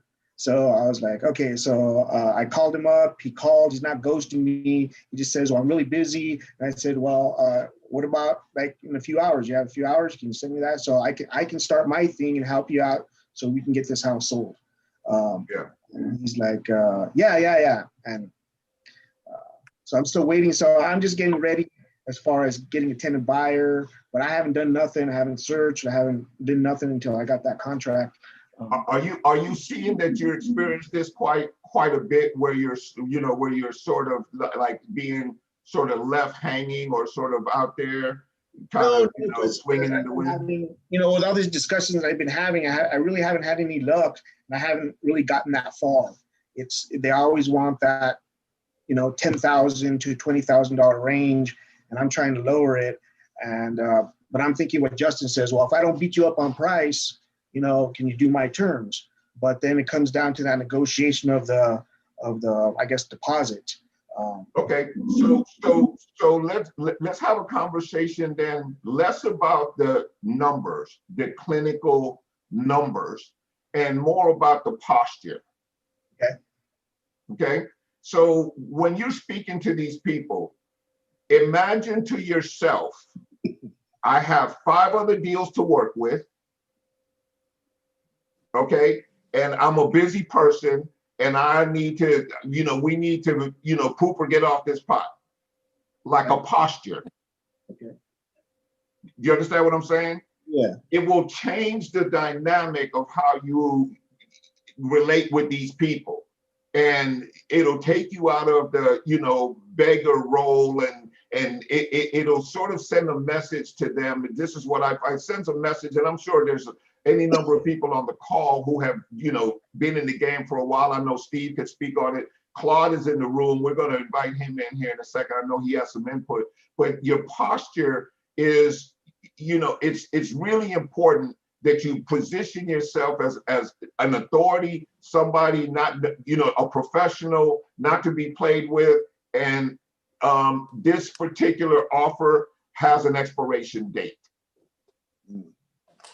I know it's hard to do that when you don't have any deals in the pipeline and you're trying to get this first deal, and this, you need this, but it goes back to the acting. It goes back to the acting. You've got to, in your mind, I have 5 other deals that I'm working on, and I need to, you need to, make a decision, buddy, because I only have so much money. I only have so much time. Are we going to do this, or are we not going to do this? Okay. And it changes the way they are going to be with you how they respond to you, right? It was something that I had to shift early on in my career, is pretend that I'm a baller. All right. Yeah, that's kind of the mindset I started. Okay, I'm the millionaire. I got the money. Let's do this deal. But then when I get on the phone, you become the beggar-naire. Yeah, well, I guess I have to change the conversation as far as, well, I have other deals going, or look, I'm a home investor. I saw your property. I like it. And I have other deals in the thing, but I like your house. And I want to buy that property today, if possible. Is there something, we can do today? And change it up a little bit. But usually I'm like more fast talking when I get on the phone, and then they're kind of like more relaxed. And I'm trying to copy their relaxation so I don't like turn them off. This is a fast talking salesman, and kind of, I don't want to turn negative, I guess, what I want to say. Yeah, I remember the first time I spoke with Claude. He didn't spend any time trying to mirror me. He didn't spend any time trying to, blend in with my personality. None of that shit. He was like, look, this is what I do. What are you trying to accomplish? Okay, I can help you do that. And that's really, and literally from that day, I took on that posture. That was when my training with Claude started, on the day that he presented his package to me. Right. Yeah, right? yeah. Was because he didn't play all of that, Tom Hopkins bullshit, and you hear me over here, Claude? Yeah. He don't do that shit, right? He's like, okay, look, let's get to the point here. You have a problem. I have a solution. What will it take for us to get to it? Yeah. That's it. Yeah, Anyway, Mr. Claude Diamond, would you like to jump in here and offer some of your business? I saw Vernon was asking a question about what technique is that. I'm not sure what technique he said. There's a technique to solve the 10K upfront problem. Oh, okay. So you said that, Claude, and then what click? So maybe you could speak on that for us. Yeah, thank you. You cracked me up. Nothing wrong. It brought you back to our conversation, didn't it? Yeah, and nothing wrong with Tommy Hopkins. He's got some very good materials and things there. My technique or style is a little bit. I want to create a memory. So I'm very New York. I was born and raised, no shit, in New York City. And New Yorkers tend to be very, very direct. Some people take that as abrasiveness. I see it as honesty. Okay, maybe it's a little too much honesty. It's like a 90-year-old grandma at Thanksgiving, saying things that it makes everybody crack up. But I tend to cut right to the chase with somebody because I assume they have heard, I'm not the first phone call, and they've heard a lot of other people saying the same old scripted boilerplate stuff. So I want to create a memory. I want to shock and awe them. I want to have a guts moment, say, hey, I'm ready to make you an offer. I'm ready to do a deal today. Before, I forgot who was it. Was it Jaime or Jose who said something about the fella said, well, I'm very busy right now or something like that. That's a good role play to do later on. Okay. By the way, you mean you're too busy to take my money and do a contract right now? You fire him. Here's a technique I use. I don't talk much about this technique. When Philip, you brought up you got a prospect who wants $10,000, right? And there's no way around that. You want to do the deal. You want to control the property. You want to get a contract. So what I do in the early days when money was hand to mouth, wasn't like today where I said, sure. In those days, what I used to do, and I get an attorney. I went to law school. I met a lot, and I worked for the San Diego Department of Revenue and Recovery. Met a lot of attorneys, met a lot of friends with attorneys. And basically, when someone wanted money, I'd say, fine. If I give you, let's role play, Philip. Philip, if I open up an escrow today and I give you, and I put down $20,000, can you get me back a contract by 4:30 today? If I put the money into escrow? Yeah, that's what I want. $10,000 down, sure. That's what I want. Boom, it's done. I'll send you the contract. I'll contact my attorney, and I'll set the whole thing up, and the money, and I will send a check to my attorney as soon as you give me the contract back. Boom. So what I do is I go to my attorney. I'd send my attorney a check, not to be cash, but to be held in escrow. Okay, there's a big difference between a check going through the bank and an attorney holding a check. Most people will not pick up on these nuances. They don't know you, so credibility is an issue. So they want certainty or security.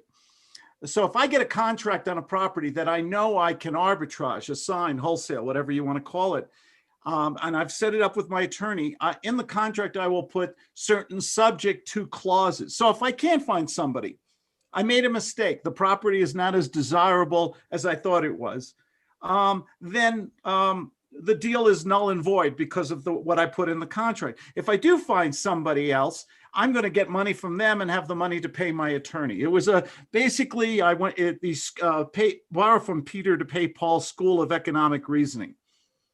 Yeah, okay. Can I jump in here real quick? So yeah. His scenario wasn't so much, $10,000. We can probably extract that on most deals. He was referring to when somebody goes for, I need 35,000. I need, a ridiculous amount of money. So maybe you could role play that, okay. when it's excessive. Yeah, everything's negotiable. And by the way, same technique. All you got to do is write a check, give it to your attorney, and use your contract. Those two things. Okay. So the money has not been transferred out of your account. You're protected and you can move forward with the deal. That's just one technique that can work when you know you have a good deal. Philip, how much do you want? Philip, what do you need from me in order for us to do a contract today? Today, I need at least $30,000 down. How did you get to that number? That's a good number. How did you get to that? Well, it's a really nice house, and a lot of people are not going to have the cash to buy it from me unless you're like really rich. So I think $30,000 is fair for that price. Okay, and that sounds very reasonable. So let me ask you this: suppose I put $15,000. I sent my attorney a check today for $15,000, and the other $15,000 in 30 days. Would that be reasonable enough for us to do a contract today? 30 days. Why not the whole thing right away? Because I don't want to.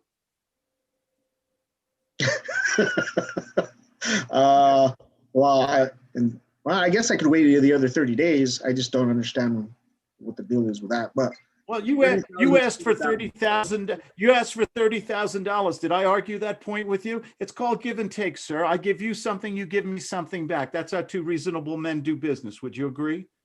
Yeah, I mean 30,000 plus. Yeah, it is what it is. So yeah, 30,000, sure. Yeah, and everything else. So I'm going to call my attorney today. I'm going to send him a check for $15,000. I'm going to send you a contract. I need it back by 4:30 today. And we're looking at sometime like a March 15th closing. Is that agreeable? What are you talking about your attorney? I mean, why do attorneys have to get involved? Well, because you want to be protected. Don't you want to be protected, sir? Yeah, I guess. Yeah. I mean, most people, if usually an attorney facilitates escrow, does the title search, make sure you get the money that you're supposed to get, and I get the house that I'm supposed to get, and it's done properly. And there's a third party, an intermediary. But if you don't want an attorney, no, that's fine. I mean, I want to be protected. You're right. Protection is awesome. So yeah, we can do that. Sure. And you can get me that contract back at 4:30 today, right? I'm sending it through HelloSign. You'll get it in an hour. Okay. Yeah, sure. Let's do it. You got a deal, sir. You're a gentleman. I know you're a man of your word. Why do I feel that way about you? Okay. Well, because I am. Yeah. You send that contract, I'll do it. Okay. Off there. I was giving him a round. No, he did good on that role play there. That was all right.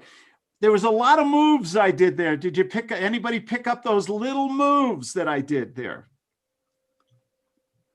Yeah, I mean, one, you acknowledged him, you stroked him quite a bit. You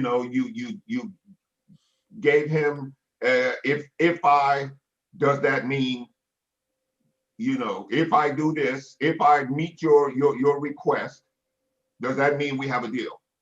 Yeah. And I did the things that my kids always said to me. I want to. He said to me, "Well, why? Oh, why don't you want to put down 30,000?" I said, "Because I don't want to." Right. That's called an authority. That's an authority move. You have power in negotiation. I'm negotiating a deal. He's getting money supposedly. I remember I never lied to him. I said I'm only sending a check to my attorney. Now, Claude, when you say attorney, do you have to use that, or can you use like an escrow company? Does it matter? In a situation, it just depends. In a situation like this, I would want to use my attorney and my contract. Okay, why? Control. Yeah. So I can easily get out of the deal. I'll put in what we call subject to. Some of you guys might call it weasel clauses or escape or exculpatory clauses. I'll put subject to finding an assignee, finding the financing, subject to my inspector approving the deal or something like that. So the money's there held by my attorney. Okay. And I have time now. You notice I said something else very interesting. I don't know if anyone picked it up. March 15th. How many days does that give me? Yeah, that gives you 45 or what, 60 days. 60 days. And there's, for those of you who attended my Monday group call, there's something I always put in my little contract there. Way down on the bottom. It's called an extension clause. How important is it to put it? How many times have we run out of time on a contract where it never fails that you're going to find that buyer on the last day of the contract and not have enough time. So How about always have an yesterday? extension. Yeah.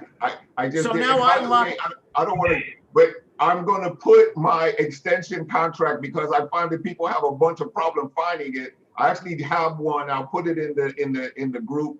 What is it? The Google Drive for you guys. That's great. So use your attorney, your title or escrow company. A private attorney can do things for you. It'll cost you money, yes. But you know, if I'm going to give a guy a $10,000-$15,000 contract, so what if I spend $500 or $1,000 on an attorney to protect myself? And this is one, you know, no risk, no reward, right? It's called real estate for a reason.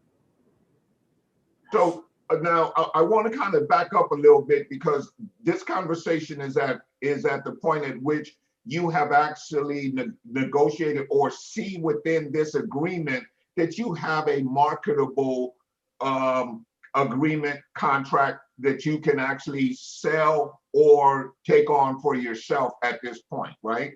Because right, Philip is kind of, you know, he's looking at the strategy from the point of view where he doesn't know how to get to that marketable contract, like understanding how to structure it so that it's actually marketable. Because, you know, if you're talking about a particular house, let's say you're talking about a $350,000 house, or let's say a $300,000 house, $30,000 is not unreasonable. It's only 10%, and it's well below what they would have to do if they got conventional financing. So that's a marketable contract. That makes sense, Philip? Yeah, yeah. So I think that's kind of where you were as far as just structuring and kind of thinking to yourself, that's a lot of money. Yeah, I have a problem with that. Once I see higher numbers, I'm like, okay, well, that doesn't, because I'm getting, it's just, I guess I get confused on how much down payment do I need, or down payment, or, you know, so for it to make sense and marketable, like you said. As little as possible, but you got to give them something. Yeah, right. You got to give them something. You got to give them something to make the contract binding in a unilateral contract. You got to put something down. Some jurisdictions, $1 or $5, $50, $100. Put down something just to make it a binding agreement. So there's not so you're not ruled to get, if it goes to court, they don't say you have something like insufficient consideration. Right. Is it a good idea to, I've heard you and other guys say, just get the contract and you can always fix it later. Now, let's say they wanted it $30,000. It's a $200,000 house, and you say, okay, let's do it. And then can you go back and fix it? Because you know it's not a good deal, but they sign a contract and they go, and then you can go back and fix it. When you say fix it, though, what do you mean? Like they wanted a ridiculous down payment, but you said, okay, let's do that. You get them to sign the contract, but then you go back and say, yeah, you know what? I researched it a little bit more. This came up, and I need to do this and that.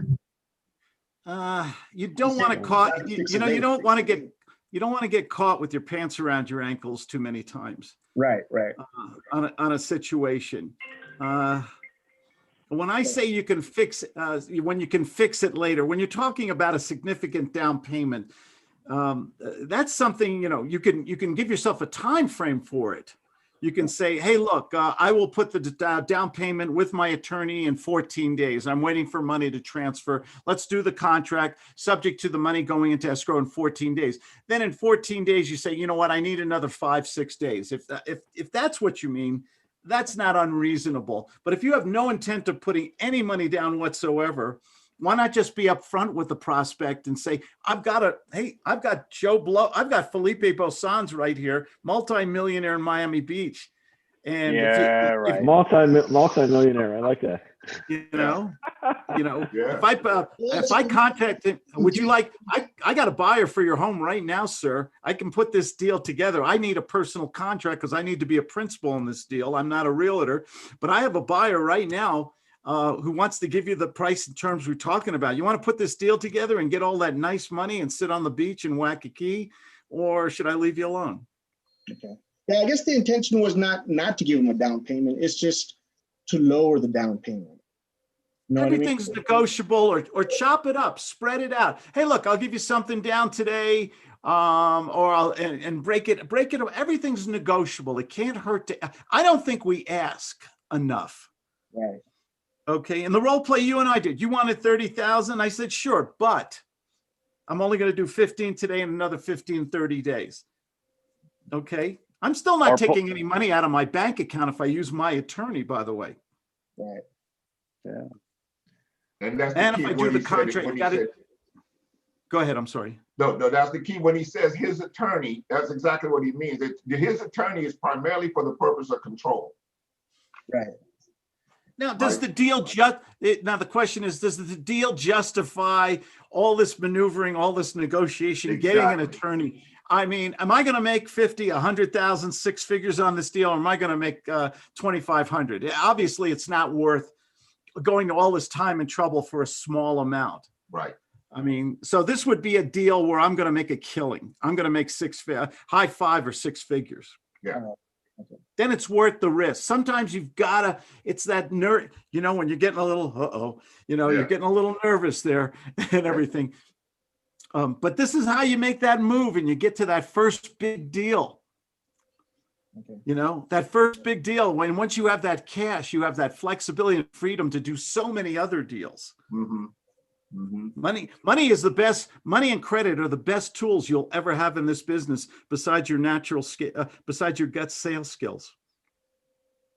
I like the way you switch that up from natural to guts. Yeah. How do you get started? How do you get started if if your credit is challenged and you got enough money for mac and cheese maybe every night? You got to be real creative. You got to be superb in sales, persuasion. Yeah.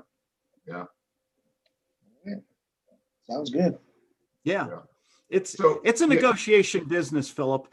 You don't know how motivated the other guy is. You give them a little, but you give them, negotiation is really about giving them something that is not going to cost you that much or is not that valuable to you, but you act like it is. Oh my God, 30,000. That's so much money. Meaning knowing that you're going to say okay to the 30,000, but you're only going to put 500 down today or something like that, or send a check to your attorney.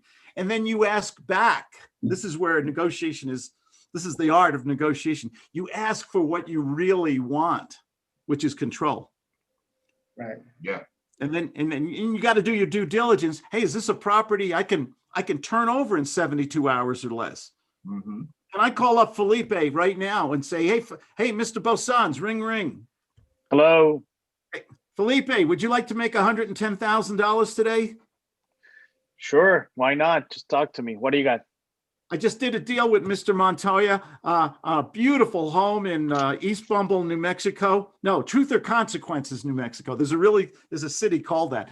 And it's a beautiful home. He's motivated. He gave me a great price. There's about 100K. There's about 100K of cream equity in this property. I can't do the deal today. I'm just stuck with everything else that I'm Why not? Yeah. If it's such a juicy deal, why you can't do it? It's killing. Did you ever have a deal that's killing me? This is the deal that's going to bother me for years. So my loss is your benefit. You want to make a lot of money and I make a little money today? You got my attention. Send me some details. Okay, boom. I just sent you a prospectus with pictures, with a appraisal of the property and a marketability study on the home. I can even help you set this up as a rent to own. You'll make yourself $1,400 net a month on this property if we set it up the right way. I just can't do it right now. Are you in a position to pay $350,000 for a home and give me $35,000 and you got a deal, sir? Man, you move very fast. And let's pretend for a minute. My wife said the same thing on my honeymoon. Yeah, and that's why the 3-minute timer for. But let's pretend for a minute I said yes to the 350. What's in it for you? How much do you want to make? Because you said little money. When you say little money, what do you mean? I was going to ask you for 50, but I want to be reasonable and I want to do 50. Man, oh my God, you're telling me. I don't know if you heard me before, sir. I'm probably shooting myself in the foot, but I usually get 50 on a deal like this. I will take 35,000 today, and it's okay to say no to me. Someone is going to grab this deal and make 100,000. Yeah, probably somebody else is gonna have to do it because for 35, man, oof, my God. I mean, it sounds like a good property. I looked at the prospectus, but tell you what, I'll give you 10 and you got yourself a deal. Sorry, sir. Okay, so I guess it's over. And let me ask you, if the tables were turned, would you take $10,000 on a deal that can generate $100,000 immediate equity? Would you honestly do that? You know what? You got a good point. I'll give And you I have 15, not a dollar more. Listen, I want 35 and you're offering me 50. Is there somewhere in the middle here where we can do a deal today? Let me crunch some numbers. So if Listen to him breathe. Listen to that. oh my God, oxygen. my wife is gonna kill me because she manages her rentals. I'll tell you what, 17 and a half. I'll send her flowers, sir. Yeah, that's very 17 and a half. Take it or leave it. My offer expires after we get off this phone. 25,000 and you got a deal right now, and you're gonna love this deal. You're gonna make $100,000, sir. Net. I'm sorry. That's just not gonna work. And you know what? That's fine. That's okay. You know, like, and you're probably gonna be able to sell it to somebody else. But let me ask you this, because it sounds like it's over. I mean, you said this property is gonna. This is two gut salesmen. You're gutsing each other. Excellent. Yeah, don't negotiate with. Okay, let me tell you what, sir. I've reconsidered. Make it 18,000. Would you consider? What if I said $18,000? Just a little bit more. I say you got a deal. Only one other thing you're very reasonable. Thank you, sir. And you're going to love the property. The only thing I'm going to ask is if I'm going to take 18,000 and cut off about 14,000 of my initial profit, can we do that right now? What card would you like to put that on? I'll just give me the attorney's information. I'll send a wire and we're good to go. It's not okay. You'll send a wire today, sir? I'll send it before 4 o'clock, before cutting time, because that's how I roll. That's how I do business. You take 18 for this property and we got a deal. I'll take 18. I'll send you the routing number and you will have that. You will send a verification to me and my attorney by 4:30 today. Is that correct? That's correct. That's how I roll. And you're a man of your word. I just take that at face value. Why do I feel that way about you? Because it's called reciprocity. It's a psychological trigger. Boom. Okay, he gave me a tough time there. Give him a round. Okay, so I want to back up a little bit because the original premise was that we needed a particular amount of money in this deal in order to satisfy the seller. But now we've settled on 18. I may be, splitting hairs right here, and we're really doing the role play on the negotiation tactic. But now it sounds like you could potentially have now sort of shortchange this, and now you have to go back to the original seller and say, well, I don't have 30, or how are you going to consummate this?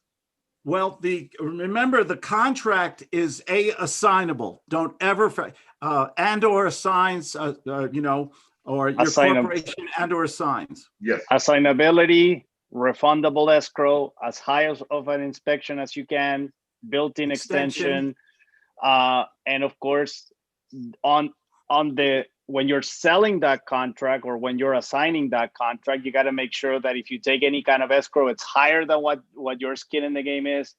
Plus, you got to make it non-refundable. Otherwise, you're setting yourself up for a legal pissing match, and nobody wants it. And you also noticed I said I will send you a prospectus with the original contract. Felipe has to honor the original contract. So he just purchased the original contract for 18,000. Right. I just negotiated a separate payment assignment fee for the 18,000 for me, which he will wire. So I negotiated if you will, a separate contract with him for the 18,000. But Felipe has to honor the original contract in the assignment. Now, you brought up a very good point, though, Victor. So we're moving the goalposts. We're changing the players. Do I have a duty to notify the seller? Not if it's in the contract, but would I? Yes. Yes. So I'd call up the seller. Hey, Mr. Walker, Claude Diamond, you ready for that closing? I am. Okay. I just wanted to give you a notification. Do you mind who gives you the money, me or a third party from Florida? Do you mind who gives you all that money? Does that Is it bother green? you? It's Is the green, money baby. green? It's green. Yeah, And I'm in good. fact, instead of waiting till March 15th, we can close this. This thing will close, it looks like February 1st. That's what Mr. Bosans told me. Oh man, that's unbelievable. Oh man, that's exciting news. I appreciate it. Thank you, sir. And I just wanted to give you notification, same attorney, but you're going to be dealing with Mr. Bosans and his corporation, not mine, but everything is facilitated and it's the exact same deal that you and I negotiated. I just wanted to give you that courtesy. I appreciate that. I appreciate that. And an early closing date is exciting for me. I think my wife's going to be excited about this. Thank you so much. You can take her to Disneyland, sir. So off the role play, was that hard to do? No, not at all. Not at all. Total beautiful. transparency. Total transparency. What is Mr. Walker, the seller? What does he really want anyway? I want that green. Cha-ching, baby. Does he care if it comes from Joe Schmo or Felipe, the millionaire Miami investor? Yeah, with the penthouse and the Bugatti. Yeah. Yeah. No, I mean that will probably be with the with the cash flow, but definitely that's what Claude said. It's spot on. You know, you got to make sure that and even if the seller gives you pushback, because sometimes they do, it's just, you know, just go back to the contract, sir. You know, say that again. That was go important. back to the contract. That's law school 101. And just be like, sir, we agreed on 100 or 300K.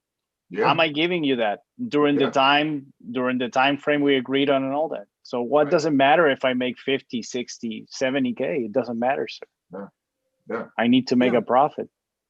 This is arbitration. This is arbitration real estate. Everything is negotiable long as you protect yourself in a contract. And I tend to roll up nothing up my sleeve. I tell everybody, I send the original contract, by the way, to Felipe. Felipe, this is the deal I have. This is it. Nothing to hide, baby. This is the deal. Okay, this is what I want. And the thing about it is, do I have 1 week to sell this contract and close, or do I have 60 days? That's why I negotiate those long escrows with the extension. If I have 60 days and Felipe is, you know, in a normal situation, if I had 1 week, I'd do the $18,000 deal with Felipe. But if I had another 60 days and this was a very marketable property, do you think I would have gone for that deal with Felipe? No. Because remember that when you're going to have the conversation with a buyer, this is how it sounds. They're going to try to squeeze you for everything you have, which, you know, like, that's okay. And the longer your due diligence, or the better the terms that you have in that contract, the more leverage you have. And that allows you to, like, you know, be more lenient on selling it. Like, be like, sir, it doesn't seem like we're going to do business. 18, it sounds way too low. I mean, do I have a tattoo on my forehead that says schmuck? Last time I checked it, I didn't. So, but it's okay. So just whenever you come back to me with something fair and reasonable, I'll say yes. But it sounds to me that it's over right now.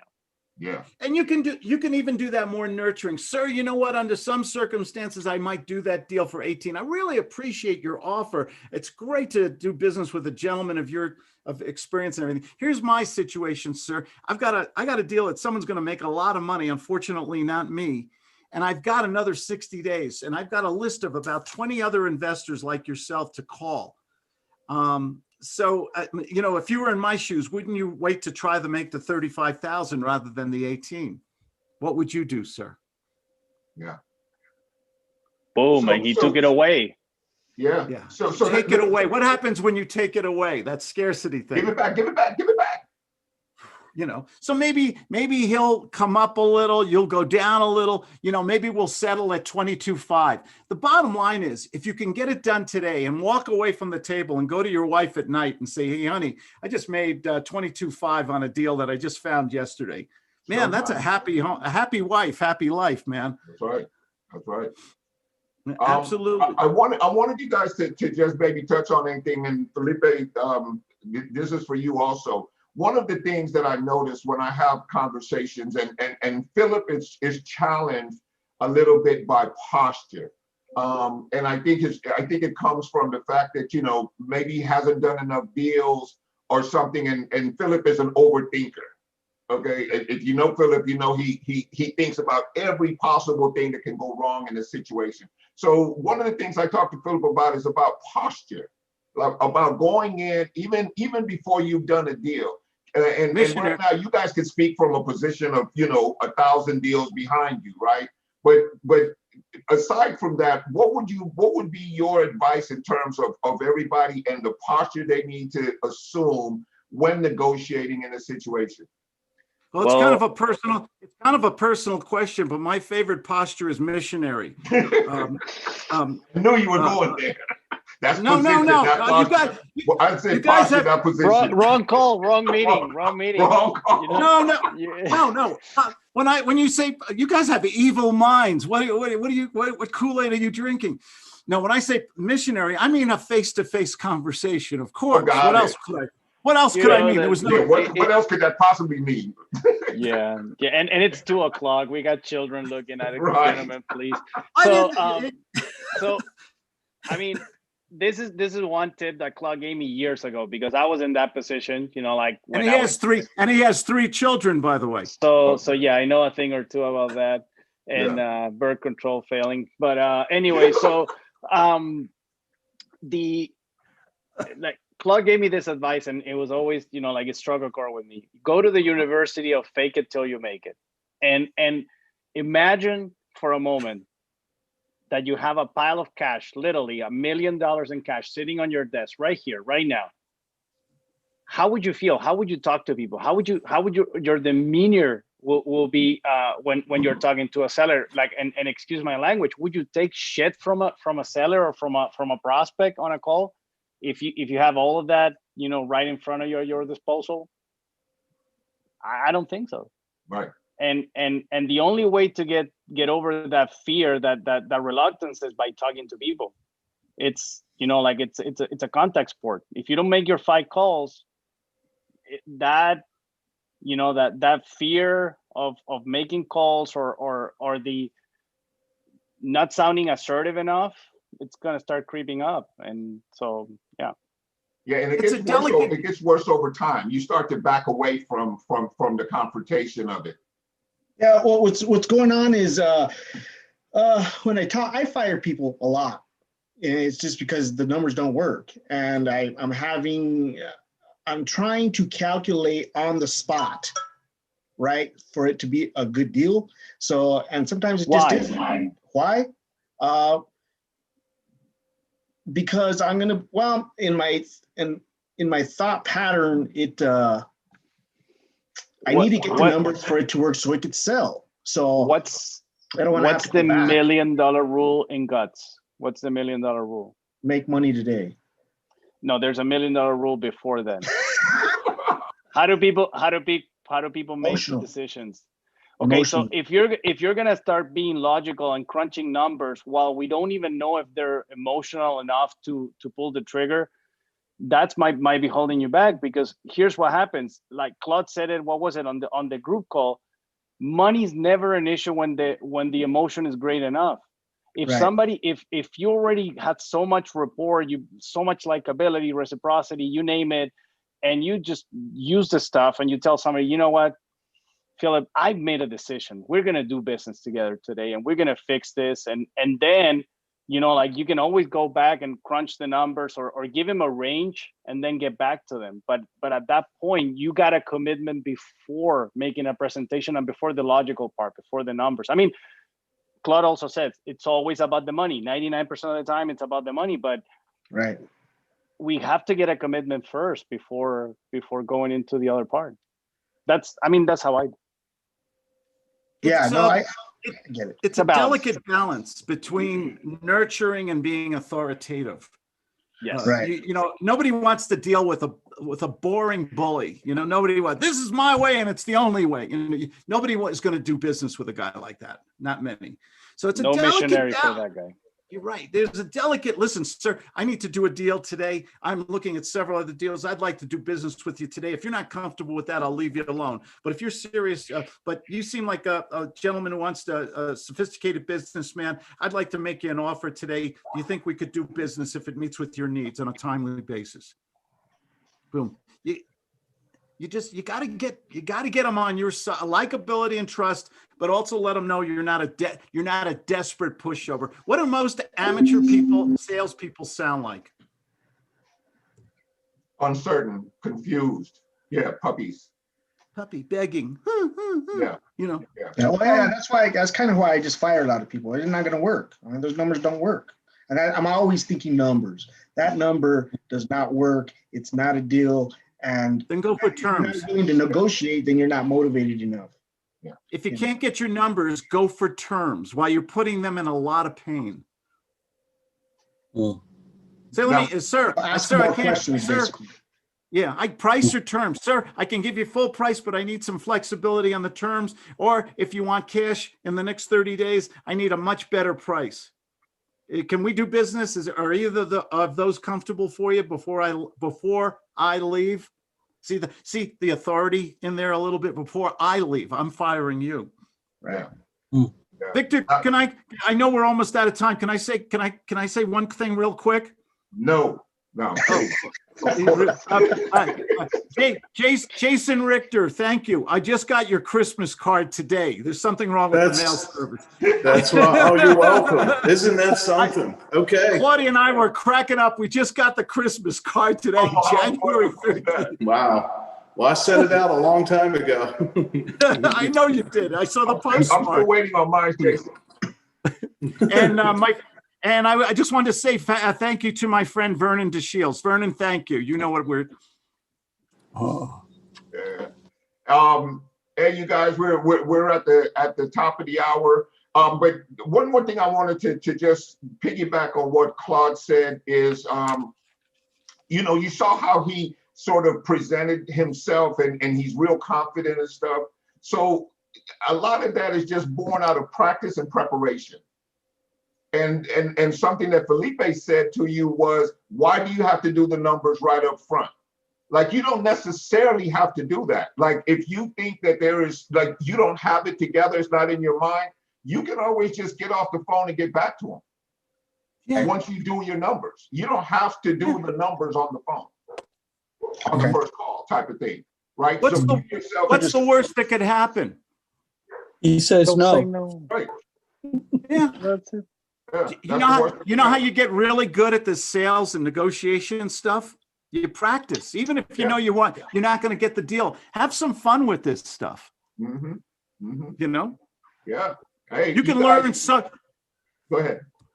You could just learn so much by even phone calls that you're not going to do a deal on. Just call on some properties in Zillow or Craigslist or realtors. Practice role playing.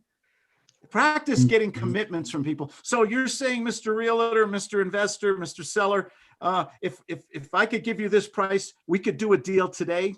And then you listen, see if they backpedal, if they renegotiate, have fun with this stuff. And you get so confident. Confidence is so important in this. And after a while, you get a marginally better every day. You see a little bit of difference. And after a while, you make more phone calls, and the more phone calls you make, guess what happens? So let me ask you a question. So you're saying get numbers down, talk to them, negotiate, write these numbers down, say, hey, well, if you could do a deal that day, fine. But if not, I'll follow you up. I'm going to do my due diligence and I'll get back to you. Then you figure it out, because I'm a step-by-step guy. This is why I'm asking. I'm a step-by-step guy. So you get those numbers down, then you can call them back on a follow-up and say, these are the numbers that I came up with. Is that something you would consider? And then I guess renegotiate. I think Felipe said it really well before. Find out their needs, their motivation. Do they have the authority to make a decision today? And then find if you can get some kind of tentative or partial commitment. Make sure that you're dealing with a serious contender first. A principal, yeah. Okay. And then what I always do, I always send a follow-up, an email with a letter of intent or a short video. Okay, and I specify the time frame for them to get back to me. I want to retain control, but I want to do it in a friendly way. I want to let them know I'm serious. How many people really get follow-up letters or videos from not many. Less than 5%, less than 5%, and that's a huge opportunity that it's being missed. Plus, if you're running numbers on the fly in the call, first we talked about the emotion, but then the second part is that it's going to give the seller the impression that you're winging it. It's like you're pulling these numbers off your rear, and then what you really want to do is like, Mr. Seller, I'm gonna go back and actually gonna run some numbers, do some mental gymnastics to try to get as close as possible to the 350. It's probably gonna take me 2 hours. I'm gonna have to move some things around. Can I ask you a favor? I'm gonna call you back at 4:30 today, and at that point we're gonna make a decision to yes, we're gonna go ahead and do business, or you can fire me. Are we okay with that? So that's your tentative commitment that you got from them. So you get a yes, you get a no, or you get a lesson, but nothing in between. And if you say 4 o'clock, call him at 4 o'clock. Correct. Yeah, and try to get them on video. Use Zoom or Skype. If you have an iPhone, use FaceTime. Get face-to-face. Puts you in the best-selling environment. Nice. And it's much harder. Sometimes when they see you, you also gain credibility, because what does it show? What are you saying to a prospect when you show your face? I have nothing to hide. I have nothing to hide. Psychologically, that is so important. I mean, think where we've come from. We used to send faxes back and forth. We used to texting and all that other stuff. When you show your face to a person, that's unique. That puts the face with the voice with the offer. Yeah. Puts you in the right environment. So important. Oh my gosh. How about a round of applause for Mr. Walker? 2 hours and 11 minutes here, He's a gladiator, man. Yeah. So today, Claude, I'm going to take it to another arena. I decided to go ahead and hang my license, and I have my first listing appointment this afternoon. So I'm gonna get the gut stay behind to death. Good. You guys, I'm a realtor in California now. So in case you guys have any, need access or whatever, the Soviet Republic of California.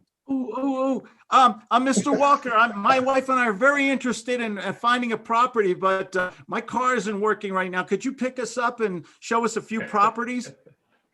You know what, I would, Claude, and that's a great question, but that's not really how I do business. But what I will do is I'll send you over some links to some properties, and you can do some virtual shopping. And then once you decide on something, then maybe we can have a conversation about it. Okay, that's something we can do. Oh, okay. Well, we really wanted to see some property, and the other realtors took us around, and one realtor even took us to In-N-Out Burger and everything. Did you buy a property from them? Well, no, we're still thinking about it. I understand. That makes a lot of sense. So I'll go ahead and send you that link, and then we'll kind of take it from there. Okay. Okay. Yeah. All right. Well, it's been a pleasure talking with you. We'll talk again soon. Okay. Hey, Victor. That was good. What else could he have dne to maybe qualify or disqualify for money?